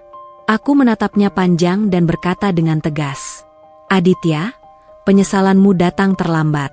Kau meninggalkanku di saat aku paling membutuhkanmu. Kau membanggakan hidupku dan asetku kepada orang lain. Aku terluka, dan kamu tidak ada di sisiku saat itu." Matanya berkaca-kaca. Ia menunduk, seolah menyesali semua tindakannya sekaligus merasa malu dengan dirinya sendiri. "Raina, aku benar-benar salah. Aku tidak tahu harus bagaimana. Aku ingin kembali." Aku menarik napas dalam, menenangkan hati dan pikiranku. Kali ini aku tidak menangis, tidak marah. Aku hanya menatapnya dengan dingin, penuh ketegasan. "Tidak, Aditya. Aku menolak mentah-mentah. Kau boleh menyesal sepuasmu, tapi aku tidak akan kembali. Aku sakit, tapi aku belajar sesuatu. Harga diriku tidak tergantikan, dan aku tidak akan membiarkan orang yang mengkhianatiku merampas itu lagi." Rasa sakit yang selama ini kurasakan perlahan berubah menjadi kekuatan batin. Aku menyadari satu hal penting, penyesalan Aditya adalah masalahnya sendiri, bukan tanggung jawabku. Aku tidak harus memaafkan atau memberi kesempatan lagi. Malam itu, aku menulis di buku catatanku. Dia menyesal, tapi aku sudah bangkit. Aku tidak lagi perempuan yang sama. Aku lebih kuat, lebih tegas, dan lebih sadar akan harga diriku. Penyesalan pertama Aditya memang muncul, tapi bagi Raina, itu hanyalah pengingat akan kekuatannya sendiri. Ini adalah bab di mana luka menjadi guru, dan ketegasan menjadi senjata. Ia mencoba meminta maaf dan kembali padaku. Beberapa hari setelah penyesalan Aditya mulai muncul, aku, Raina, menyadari bahwa ia tidak hanya menyesal di dalam hati, tapi mulai berusaha mendekat. Ia mengirim pesan, menelpon, bahkan datang ke rumah dengan maksud meminta maaf dan memperbaiki semuanya. Suatu sore, ia berdiri di depan pintu, wajahnya pucat, mata sayu, dengan tangan gemetar memegang bunga. Ia mencoba tersenyum, tapi aku bisa melihat betapa canggung dan takutnya ia menghadapi orang yang dulu ia sakiti. "Raina, aku tahu aku salah. Aku bodoh. Aku mengkhianatimu. Aku meninggalkanmu di saat kau paling sakit. Tolong, beri aku kesempatan. Aku ingin memperbaiki semuanya," katanya dengan suara serak. Hatiku berdebar. Ada luka yang masih membekas, ada amarah yang tidak bisa dihapus begitu saja. Tapi yang paling jelas adalah kesadaran bahwa aku tidak lagi sama seperti dulu. Aku bukan perempuan yang lemah dan mudah dipengaruhi. Aku sudah belajar berdiri sendiri, meski sakit, meski hancur, aku tetap tegar. Aku menarik napas panjang dan menatapnya dengan tegas. "Aditya, aku mendengar semua yang kau ucapkan. Kau menyesal, ya, tapi itu terlambat. Kau meninggalkanku di saat aku paling lemah. Kau membanggakan aset dan hidupku kepada orang lain, dan kau membiarkan hatiku hancur. Sekarang kau ingin kembali?" Aku menolak mentah-mentah. Wajahnya berubah, kombinasi antara penyesalan, kesedihan, dan ketakutan. Ia mencoba meraih tanganku, tapi aku menahan diri. "Jangan sentuh aku," kataku dingin. "Aku tidak butuh penyesalanmu. Aku sudah belajar sesuatu yang penting. Kebahagiaan dan harga diriku tidak bisa ditawar atau dipinjam dari orang yang pernah mengkhianatiku." Aku menatapnya lama, menahan air mata, tapi juga merasakan kekuatan baru di dalam diriku. Semua penderitaan, semua luka, semua pengkhianatan yang kuberikan tempat di hatiku selama ini, kini berubah menjadi kekuatan dan ketegasan. Aku menambahkan dengan tegas, "Aditya, kau boleh menyesal seumur hidupmu. Tapi aku sudah bangkit. Aku tidak akan kembali kepada orang yang pernah mengkhianatiku. Kau harus menghadapi konsekuensi dari tindakanmu sendiri. Dan aku fokus pada hidupku sendiri, bukan pada kesalahanmu." Aditya hanya diam. Ia menunduk, menangkap kenyataan bahwa penyesalan tidak cukup. Kali ini, Aku yang memegang kendali. Malam itu, aku menulis di buku catatanku. Dia datang dengan penyesalan, tapi aku datang dengan ketegasan. Aku tidak lagi bergantung pada orang yang menghancurkan hatiku. Aku masih sakit, tapi aku lebih kuat dari sebelumnya. Kebahagiaanku tidak lagi bergantung padanya. Ini menjadi puncak ketegasan Raina. Ia menolak mentah-mentah, menegaskan harga dirinya, dan mulai benar-benar memusatkan perhatian pada kebahagiaan serta pemulihan diri. Aku menolak mentah-mentah saat dia terus datang kepadaku. Beberapa hari setelah Aditya mulai menyesal, ia tidak hanya berhenti pada kata-kata. Ia mulai datang ke rumah hampir setiap hari, berharap aku akan membuka hati lagi. Ia membawa bunga, coklat, bahkan surat-surat panjang yang berisi permintaan maaf dan janji untuk berubah. Namun, aku, Raina, sudah bukan perempuan yang sama. Luka yang kubawa dari pengkhianatan, penelantaran, dan pengkhianatan emosional itu telah mengajarkanku satu hal. Harga diri tidak bisa ditawar atau diminta dengan permintaan maaf saja. Suatu sore, ia datang lagi. Kali ini ia menatapku dengan mata yang hampir menangis. Raina, aku tidak bisa hidup tanpamu. Aku berjanji akan berubah. Tolong beri aku kesempatan sekali ini, katanya sambil mengulurkan tangan. Aku menatapnya lama, menahan amarah sekaligus air mata. Tubuhku lelah, sakitku belum sembuh, tapi mataku penuh ketegasan. Aditya, cukup. Aku menolak mentah-mentah. Aku tidak akan kembali kepada orang yang pernah mengkhianatiku, yang meninggalkanku saat aku paling lemah. Kau boleh menyesal sepuasmu, tapi itu bukan tiket untuk masuk kembali ke hidupku. Aditya tampak terpukul. Ia mencoba berbicara lagi, tapi aku memotongnya dengan tegas. Jangan bicara. Jangan datang lagi. Aku sakit, aku terluka, dan aku fokus pada diriku sendiri sekarang. Kau sudah kehilangan hakmu untuk memaksaku kembali. Setiap kali ia mencoba membujuk, aku berdiri tegak, menolak dengan tegas. Aku merasa kekuatan yang dulu hilang perlahan kembali, kekuatan yang lahir dari pengalaman pahit dan kesadaran bahwa aku berhak menentukan siapa yang boleh masuk ke hidupku. Teman dan keluarga yang mengetahui situasi ini memberi dukungan penuh. Mira selalu menemaniku ketika Aditya datang, memastikan aku tetap tenang dan tidak terpengaruh rayuannya. Kata-kata ibuku terus terngiang. Raina, jangan pernah meremehkan dirimu. Kau berhak tegas, kau berhak bahagia tanpa orang yang pernah menghancurkanmu. Hari demi hari, aku menguat. Aku belajar bahwa menolak bukan berarti membenci, tapi berarti melindungi diri sendiri. Aku menulis di buku catatanku. Aku sakit, aku terluka, tapi aku tidak lemah. Aku menolak mentah-mentah bukan karena benci, tapi karena aku tahu nilai diriku. Tidak ada siapapun yang berhak merampas itu lagi. Aditya akhirnya mulai menyadari bahwa penyesalannya tidak akan mengubah keadaan. Ia berhenti memaksa, meski hatinya jelas masih menyesal. Namun bagi Raina, ini bukan kemenangan Aditya, melainkan kemenangan atas diriku sendiri. Aku tetap berdiri, tegak, dan mulai memfokuskan energi untuk pulih dan membangun hidup baru. Ini menegaskan satu hal, ketegasan dan harga diri tidak bisa digantikan oleh permintaan maaf atau penyesalan orang lain. Aku melaporkan suami ke polisi atas perlakuannya. Setelah berhari-hari menghadapi penyesalan Aditya dan usahanya untuk kembali, aku, Raina, menyadari satu hal penting, bukan lagi soal memaafkan atau menunggu dia berubah. Aku perlu bertindak tegas demi melindungi diri sendiri. Semua bukti yang selama ini kucatat, chat, rekaman suara, bukti pengkhianatan, bahkan saksi tetangga, akhirnya siap aku gunakan. Aku membuat keputusan yang menakutkan sekaligus membebaskan. Aku akan melaporkan suami ke polisi. Hari itu, aku ditemani Mira dan sepupuku, Rizal, menuju kantor polisi. Setiap langkah terasa berat, tapi hatiku lebih ringan karena aku tahu ini adalah langkah yang benar. Aku menyiapkan semua dokumen, bukti penelantaran saat aku sakit, bukti pengkhianatan, dan catatan rinci tentang bagaimana Aditya mempermalukanku dan merampas asetku. Di ruang penyidik, aku menyampaikan semuanya dengan tenang tapi tegas. Ini semua fakta. Saya tidak ingin membesar-besarkan, tapi saya menuntut keadilan atas perlakuan suami saya selama ini. Saya sakit, saya terluka, dan saya tidak bisa membiarkan perlakuan ini terus terjadi, ujarku. Petugas polisi menatapku serius, memeriksa dokumen, dan mencatat keterangan. Mereka menanyakan detail kronologis, dan aku memberikannya satu persatu.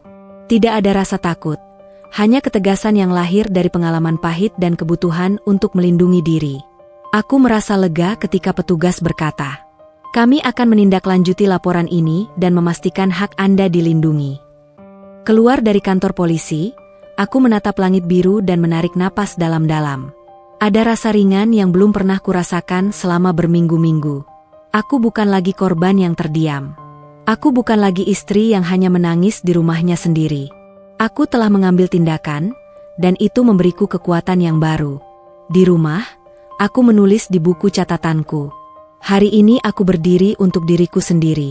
Aku menolak dikuasai rasa takut, dikhianati, atau dipermainkan.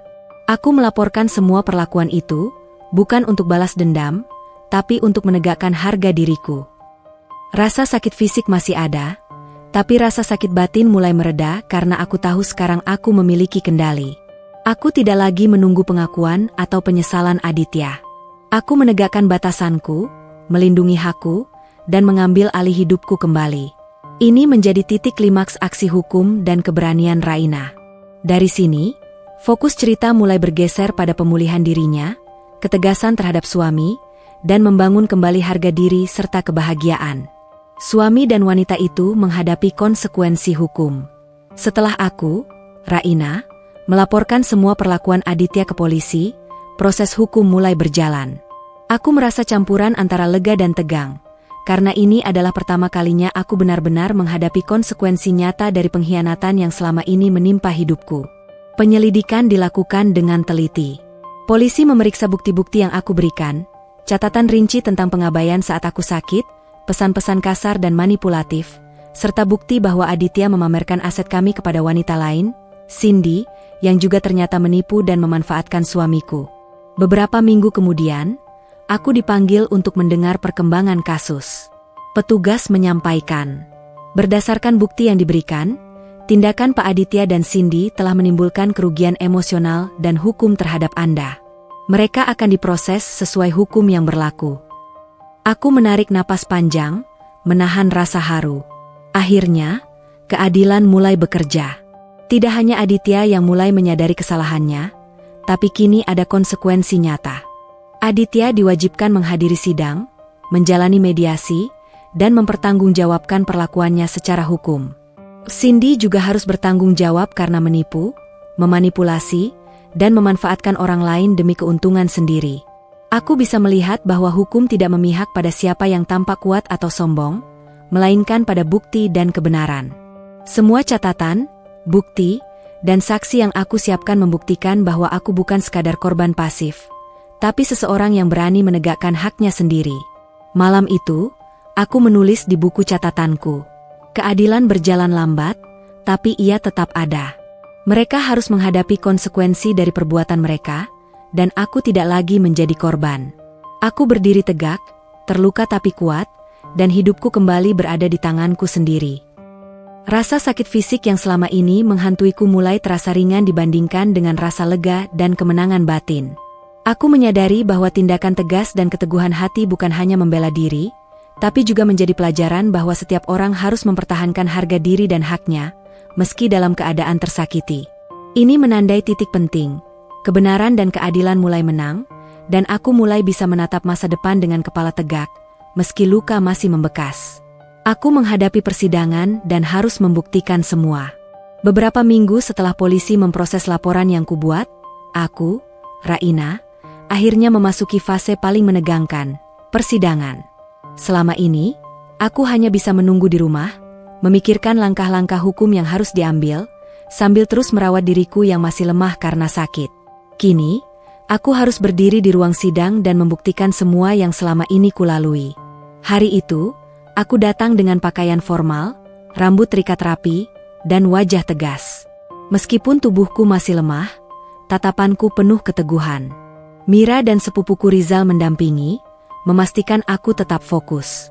Aku tahu, ini bukan hanya tentang menang di pengadilan, Ini tentang menegakkan harga diri dan kebenaran. Di ruang sidang, hakim menatap kami serius. Aditya duduk di sebelah pengacaranya, wajahnya pucat dan gelisah. Cindy terlihat gugup, tidak lagi tersenyum manis seperti dulu. Semua orang di ruang sidang mulai menyadari suasana tegang yang tidak bisa diremehkan. Giliranku memberikan kesaksian. Aku berdiri, menghela napas panjang, dan mulai menceritakan semua yang terjadi. Bagaimana Aditya mengabaikanku saat aku sakit parah. Bagaimana ia menolak membantuku secara emosional dan finansial. Bagaimana ia memamerkan aset yang menjadi milikku kepada Cindy. Semua bukti chat, rekaman, catatan, dan saksi yang aku siapkan. Setiap kata yang kuucapkan, meski berat untuk diingat, terdengar jelas di ruang sidang. Aku melihat mata hakim, mata saksi, bahkan mata Aditya, yang mulai menyadari bahwa semua pengkhianatan dan kebohongannya tidak bisa disembunyikan lagi. Pengacaraku kemudian menanyakan bukti dokumenter yang kubawa. Aku menyerahkannya satu persatu. Catatan, rekaman, bukti kepemilikan aset, dan keterangan tetangga. Setiap bukti semakin memperkuat ceritaku. Aku bisa merasakan ketegangan yang sama sekali berbeda. Bukan ketakutan, tapi kekuatan dari kebenaran. Ketika giliran Aditya dan Cindy memberi kesaksian, aku mendengarkan dengan tenang. Mereka mencoba membela diri, tapi bukti yang kukumpulkan terlalu kuat untuk dibantah. Rasanya seperti beban yang selama ini kupikul perlahan terangkat. Di akhir persidangan hari itu, hakim menatap kami semua dengan tegas. Berdasarkan bukti yang disampaikan, pengadu telah menunjukkan fakta yang cukup. Kami akan melanjutkan proses hukum sesuai ketentuan, dan kedua pihak yang dilaporkan akan menghadapi konsekuensi atas tindakan mereka. Aku menarik napas panjang, menahan air mata. Lega bukan karena kemenangan instan, tapi karena aku telah berdiri tegak, membela diri, dan membuktikan kebenaran.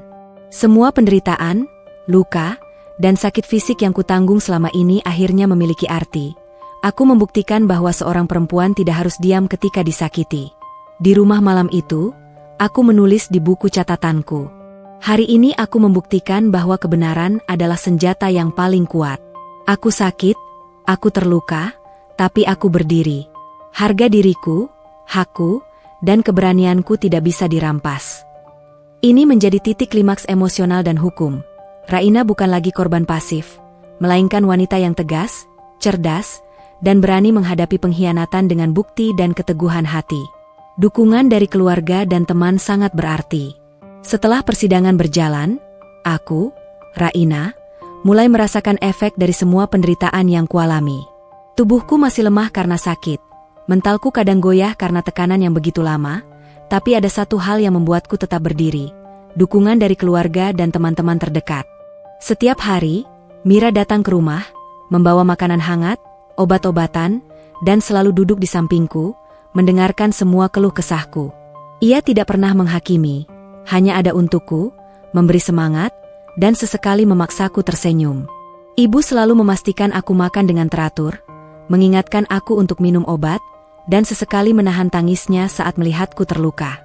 Ayah, yang biasanya pendiam, kini sering duduk di sampingku, menatap mataku dengan penuh kasih, dan berkata, "Raina, ingat, tidak ada yang bisa merampas harga dirimu. Kau kuat, dan kami semua di sisimu." Sepupuku, Rizal, membantu menyiapkan dokumen hukum, mendampingiku ke kantor polisi, dan selalu mengingatkanku bahwa aku tidak sendirian menghadapi proses hukum. Bahkan tetangga dan teman lama yang dulu hanya sekadar teman mulai menunjukkan perhatian, mengirim pesan, menelepon untuk menanyakan kabar, dan menawarkan bantuan. Setiap bentuk perhatian kecil itu terasa sangat berarti. Mereka bukan hanya hadir secara fisik, tapi juga memberi dukungan emosional yang sangat kuat. Aku mulai menyadari bahwa selama ini aku terlalu fokus pada pengkhianatan dan sakitku sendiri, hingga lupa bahwa ada orang-orang yang tulus peduli dan ingin melihatku bahagia. Di malam hari, aku duduk di meja kecil sambil menulis di buku catatanku. Dukungan mereka adalah kekuatanku. Mereka mengingatkanku bahwa aku tidak pernah benar-benar sendirian. Luka ini mungkin milikku, tapi pemulihan ini milik kita bersama. Rasa sakit fisik masih ada, tapi kehangatan dari keluarga dan teman-teman membuatnya lebih mudah ditanggung. Aku merasa perlahan bangkit dari keterpurukan, belajar bahwa bahagia tidak selalu tentang melupakan luka, tapi tentang dikelilingi orang-orang yang peduli dan meneguhkan kita. Ini menekankan satu pelajaran penting, dukungan tulus dari orang-orang yang peduli bisa menjadi penopang terkuat saat kita berada di titik terendah hidup. Pelajaran tentang harga diri dan kekuatan diri sendiri. Setelah melewati proses persidangan, menghadapi pengkhianatan, dan menolak permintaan maaf Aditya, aku, Raina, mulai menyadari satu hal yang paling penting, bahwa harga diri dan kekuatan sejati ada pada diriku sendiri. Selama bertahun-tahun, aku belajar dari pengalaman pahit ini bahwa harga diri bukan sekadar soal penampilan, status, atau harta. Harga diri berarti mengetahui nilai dirimu, menolak diperlakukan semena-mena, dan berdiri tegak meski dunia seolah melawanmu. Aku menulis di buku catatanku. Aku boleh terluka, tapi aku tidak boleh dipermainkan. Aku boleh sakit, tapi aku tidak boleh menyerah. Harga diriku adalah milikku sendiri, dan itu tidak bisa dirampas oleh siapapun. Setiap pengalaman pahit yang kulalui, suami yang mengkhianati, wanita yang menipu, pengabaian saat sakit, semuanya mengajarkanku kekuatan yang sebelumnya tidak kusadari. Aku belajar untuk 1. Menetapkan batasan. Aku tidak lagi membiarkan siapapun melangkahi diriku atau memaksakan kehendak mereka. 2. Menghargai diri sendiri, bahwa aku berhak dicintai, dihormati, dan diperlakukan dengan adil. 3. Memilih orang-orang yang tepat. Lingkungan dan orang-orang yang tulus mendukung adalah sumber kekuatan, bukan yang mencoba menghancurkanmu. 4. Mengambil kendali hidup sendiri, tidak menunggu orang lain menyelamatkan, tapi bangkit dan bertindak untuk diriku sendiri. Aku mulai merasakan perubahan besar dalam diriku. Luka emosional masih ada, tapi kini terasa lebih ringan karena aku memegang kendali. Aku tidak lagi hidup untuk menunggu penyesalan Aditya atau pengakuan orang lain. Aku hidup untuk diriku sendiri, untuk kebahagiaan dan kesejahteraanku. Malam itu, aku menatap cermin, melihat mataku yang sebelumnya dipenuhi air mata, kini dipenuhi ketegasan. Aku tersenyum pada diriku sendiri, dan untuk pertama kalinya dalam waktu yang lama, aku merasa utuh dan kuat. Aku pernah tersakiti, tapi itu bukan akhirku. Aku belajar dari luka, dan dari pengalaman itu aku menjadi lebih kuat. Harga diriku adalah harta yang tidak bisa dicuri, dan kekuatanku adalah senjata terhebatku. Ini menandai fase penting. Raina bukan lagi korban, melainkan wanita yang sepenuhnya menyadari kekuatan dan nilai dirinya, siap menghadapi masa depan tanpa tergantung pada orang yang pernah menyakitinya. Suami menyesal secara mendalam. Beberapa minggu setelah persidangan, aku, Raina, mulai merasakan efek dari semua tindakan hukum dan ketegasanku. Aditya, yang selama ini mencoba membujukku dengan permintaan maaf setengah hati, kini menunjukkan penyesalan yang mendalam.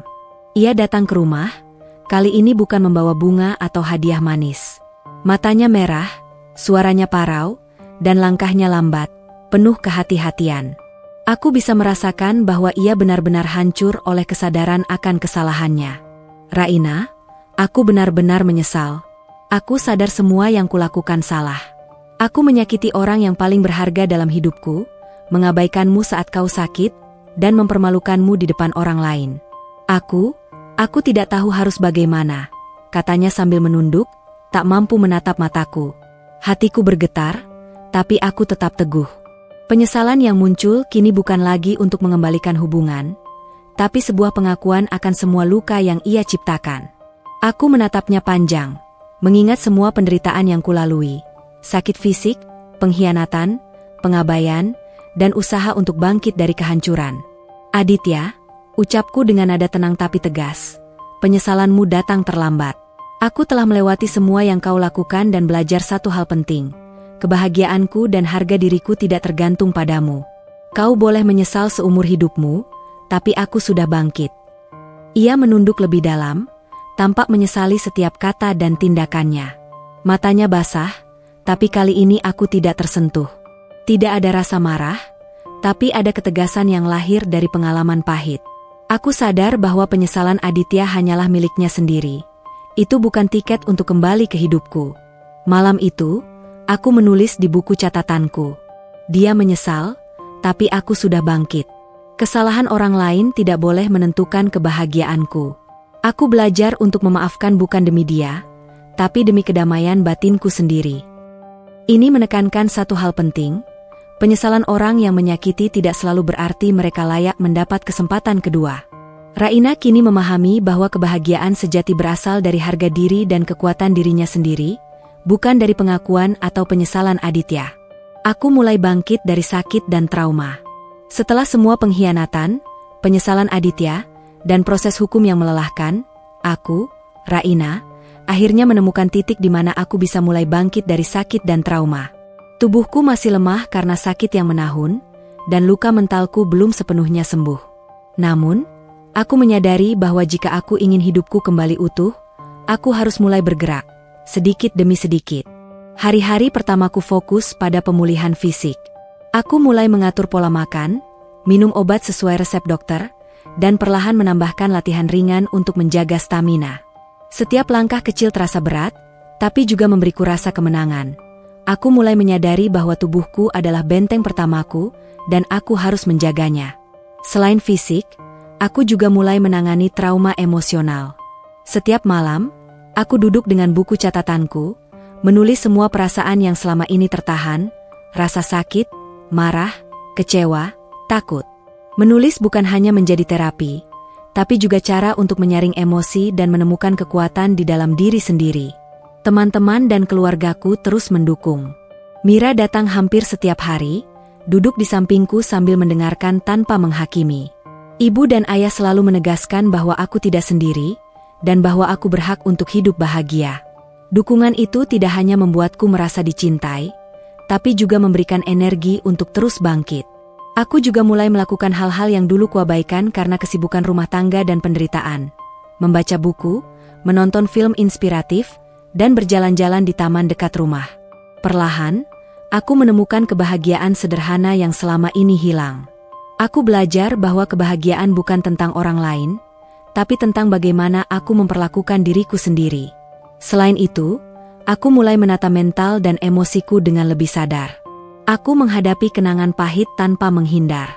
Setiap kali rasa trauma muncul, ingatanku pada pengkhianatan Aditya atau sakit yang kualami, aku menarik napas dalam, mengingatkan diri sendiri. Ini adalah masa laluku, tapi bukan masa depanku. Aku berhak bahagia. Aku berhak pulih. Proses ini tidak instan. Ada hari-hari aku merasa lelah, ingin menyerah, atau tergoda untuk mengingat luka lama. Tapi aku menyadari satu hal, bangkit bukan berarti melupakan, tapi berarti berdamai dengan luka dan menemukan kekuatan di dalamnya. Malam itu, aku menulis di buku catatanku. Aku mulai bangkit. Tubuhku lemah, hatiku terluka, tapi aku tidak akan terjatuh lagi. Trauma ini bukan untuk melemahkanku, tapi untuk mengajarkanku bahwa aku lebih kuat dari yang kubayangkan. Ini menandai fase transformasi Raina, dari wanita yang terluka, tersakiti, dan kehilangan harga diri, menjadi pribadi yang lebih kuat, sadar, dan fokus pada kebahagiaannya sendiri. Ini adalah awal dari perjalanan baru, perjalanan untuk memulihkan diri dan hidup dengan penuh keberanian. Harta dan aset dikembalikan atau diselesaikan secara hukum. Setelah melewati proses persidangan dan menghadapi penyesalan Aditya, aku, Raina, menyadari bahwa perjalanan pemulihan tidak hanya tentang luka emosional dan fisik, tapi juga tentang keadilan atas harta dan aset yang menjadi hakku. Proses hukum yang aku jalani bukan sekadar formalitas. Ini adalah cara untuk memastikan bahwa tidak ada yang bisa merampas hasil jeripayahku dan hakku sebagai istri. Aku bekerja sama dengan pengacara, Rizal, dan pihak kepolisian untuk memastikan setiap aset dan dokumen kepemilikan tercatat dan diproses sesuai hukum. Aditya, yang awalnya dengan sombong membanggakan asetku kepada wanita lain, kini harus menghadapi kenyataan bahwa segala tindakan ilegalnya akan dikembalikan atau diperbaiki secara hukum. Beberapa aset, terutama yang terbukti berasal dari jerih payah dan tabunganku sendiri, dikembalikan padaku secara resmi. Cindy, yang menipu dan memanfaatkan situasi, juga harus bertanggung jawab. Polisi dan pengadilan memastikan bahwa ia tidak bisa lolos dari konsekuensi hukum, dan beberapa aset yang ia kuasai secara ilegal dikembalikan ke pihak yang berhak. Selama proses ini, aku merasakan satu campuran emosi, lega, puas, tapi juga reflektif. Aku menyadari bahwa selama ini aku terlalu fokus pada rasa sakit dan pengkhianatan, hingga hampir melupakan hak diriku sendiri. Proses hukum ini bukan hanya tentang uang atau aset, tapi tentang memulihkan harga diri dan menegakkan keadilan. Malam itu, aku menulis di buku catatanku. Harta dan asetku telah kembali, tapi lebih dari itu, aku mendapatkan kembali hakku untuk berdiri tegak. Aku belajar bahwa keadilan mungkin lambat, tapi ia akan datang jika kita berani memperjuangkannya. Aku juga merasa bahwa pengalaman ini memberiku pelajaran berharga. Kebahagiaan dan keamanan finansial bukan hanya soal memiliki, tapi tentang memastikan hak dan usaha kita dihargai secara adil. Aku belajar untuk tidak lagi menyerahkan kontrol atas hidupku pada orang lain, apalagi pada mereka yang pernah menyakitiku. Dengan harta dan aset yang kini kembali atau diselesaikan secara hukum, aku mulai merasakan rasa aman dan bebas yang sebelumnya hilang.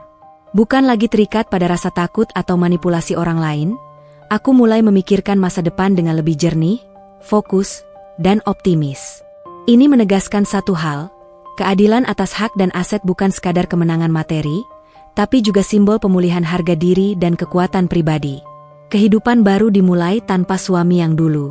Setelah semua luka, pengkhianatan, dan proses hukum yang melelahkan, aku, Raina, akhirnya memutuskan bahwa waktunya telah tiba untuk memulai kehidupan baru, tanpa Aditya, tanpa pengkhianatan, dan tanpa bayangan masa lalu yang menyakitkan.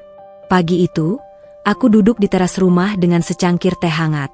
Matahari menyinari wajahku, dan untuk pertama kalinya dalam waktu yang lama, aku merasakan kedamaian yang nyata. Tidak ada rasa takut, tidak ada rasa bersalah, hanya kebebasan untuk bernapas dan menikmati hidupku sendiri. Aku mulai menata ulang rumahku, tidak lagi menunggu atau memikirkan kehadiran orang lain yang pernah menyakitiku. Setiap sudut rumah kini menjadi simbol kebebasan dan kemandirian. Aku mendekorasi ulang ruang kerjaku, menata lemari, dan menyusun ulang barang-barang yang sebelumnya terasa seperti pengingat sakit hati, sekarang menjadi bagian dari perjalanan pemulihan dan kemenangan pribadiku. Lebih dari sekadar fisik, aku membangun kembali mental dan emosiku. Aku mulai fokus pada hal-hal yang membuatku bahagia, membaca buku inspiratif, menulis jurnal setiap malam, berjalan-jalan di taman, dan menjalin kembali hubungan dengan teman-teman yang tulus. Semua aktivitas ini memberiku rasa kontrol atas hidupku yang selama ini hilang. Aku juga belajar untuk menikmati kesendirian tanpa merasa kesepian. Kesendirian kini menjadi teman, bukan musuh. Aku bisa merenung, merencanakan masa depan, dan merasakan kebahagiaan sederhana yang sebelumnya hilang karena terganggu oleh pengkhianatan dan rasa sakit. Keluarga dan teman-temanku tetap menjadi penopang yang luar biasa. Mereka mendukungku, bukan untuk menutupi luka, tapi untuk menguatkanku agar aku menjadi versi terbaik dari diriku sendiri. Aku menyadari bahwa kebahagiaan sejati bukanlah tentang orang lain, tapi tentang bagaimana aku memperlakukan diri sendiri dan menghargai hidupku. Di malam hari, aku menulis di buku catatanku. Aku memulai kehidupan baru. Tanpa dia, tanpa pengkhianatan, tanpa rasa sakit yang dulu membelenggu. Aku bebas, aku kuat, dan aku berhak bahagia. Masa laluku adalah pelajaran, bukan penjara. Hidupku sekarang milikku sepenuhnya. Ini menandai awal kehidupan baru Raina. Wanita yang dulu terluka kini bangkit menjadi pribadi yang mandiri, tegas, dan bahagia. Kehidupan tanpa Aditya bukan lagi kehilangan, tapi kesempatan untuk membangun dunia yang sepenuhnya miliknya sendiri. Pesan tentang kekuatan, keadilan, dan pantang menyerah. Perjalanan yang kulalui, dari sakit, pengkhianatan, pengabaian, hingga kebangkitan, mengajarkanku satu hal yang paling berharga. Kekuatan sejati lahir dari keberanian menghadapi luka, menegakkan keadilan, dan tidak pernah menyerah. Aku, Raina, berdiri di depan cermin, melihat sosok perempuan yang dulu rapuh dan mudah tersakiti kini penuh ketegasan dan kedamaian. Luka fisik dan emosional yang selama ini membelengguku kini menjadi pelajaran dan kekuatan, bukan penjara. Aku menyadari bahwa kehidupan yang indah bukan hanya tentang kebahagiaan instan, tapi tentang keteguhan hati saat menghadapi tantangan yang paling berat. Proses hukum yang kulalui, membela hakku, dan menegakkan keadilan atas harta dan perlakuan yang kualami mengajarkanku bahwa keadilan mungkin datang lambat, tapi ia selalu hadir bagi yang berani memperjuangkannya. Aku belajar bahwa seorang perempuan tidak perlu menunggu orang lain untuk menyelamatkannya.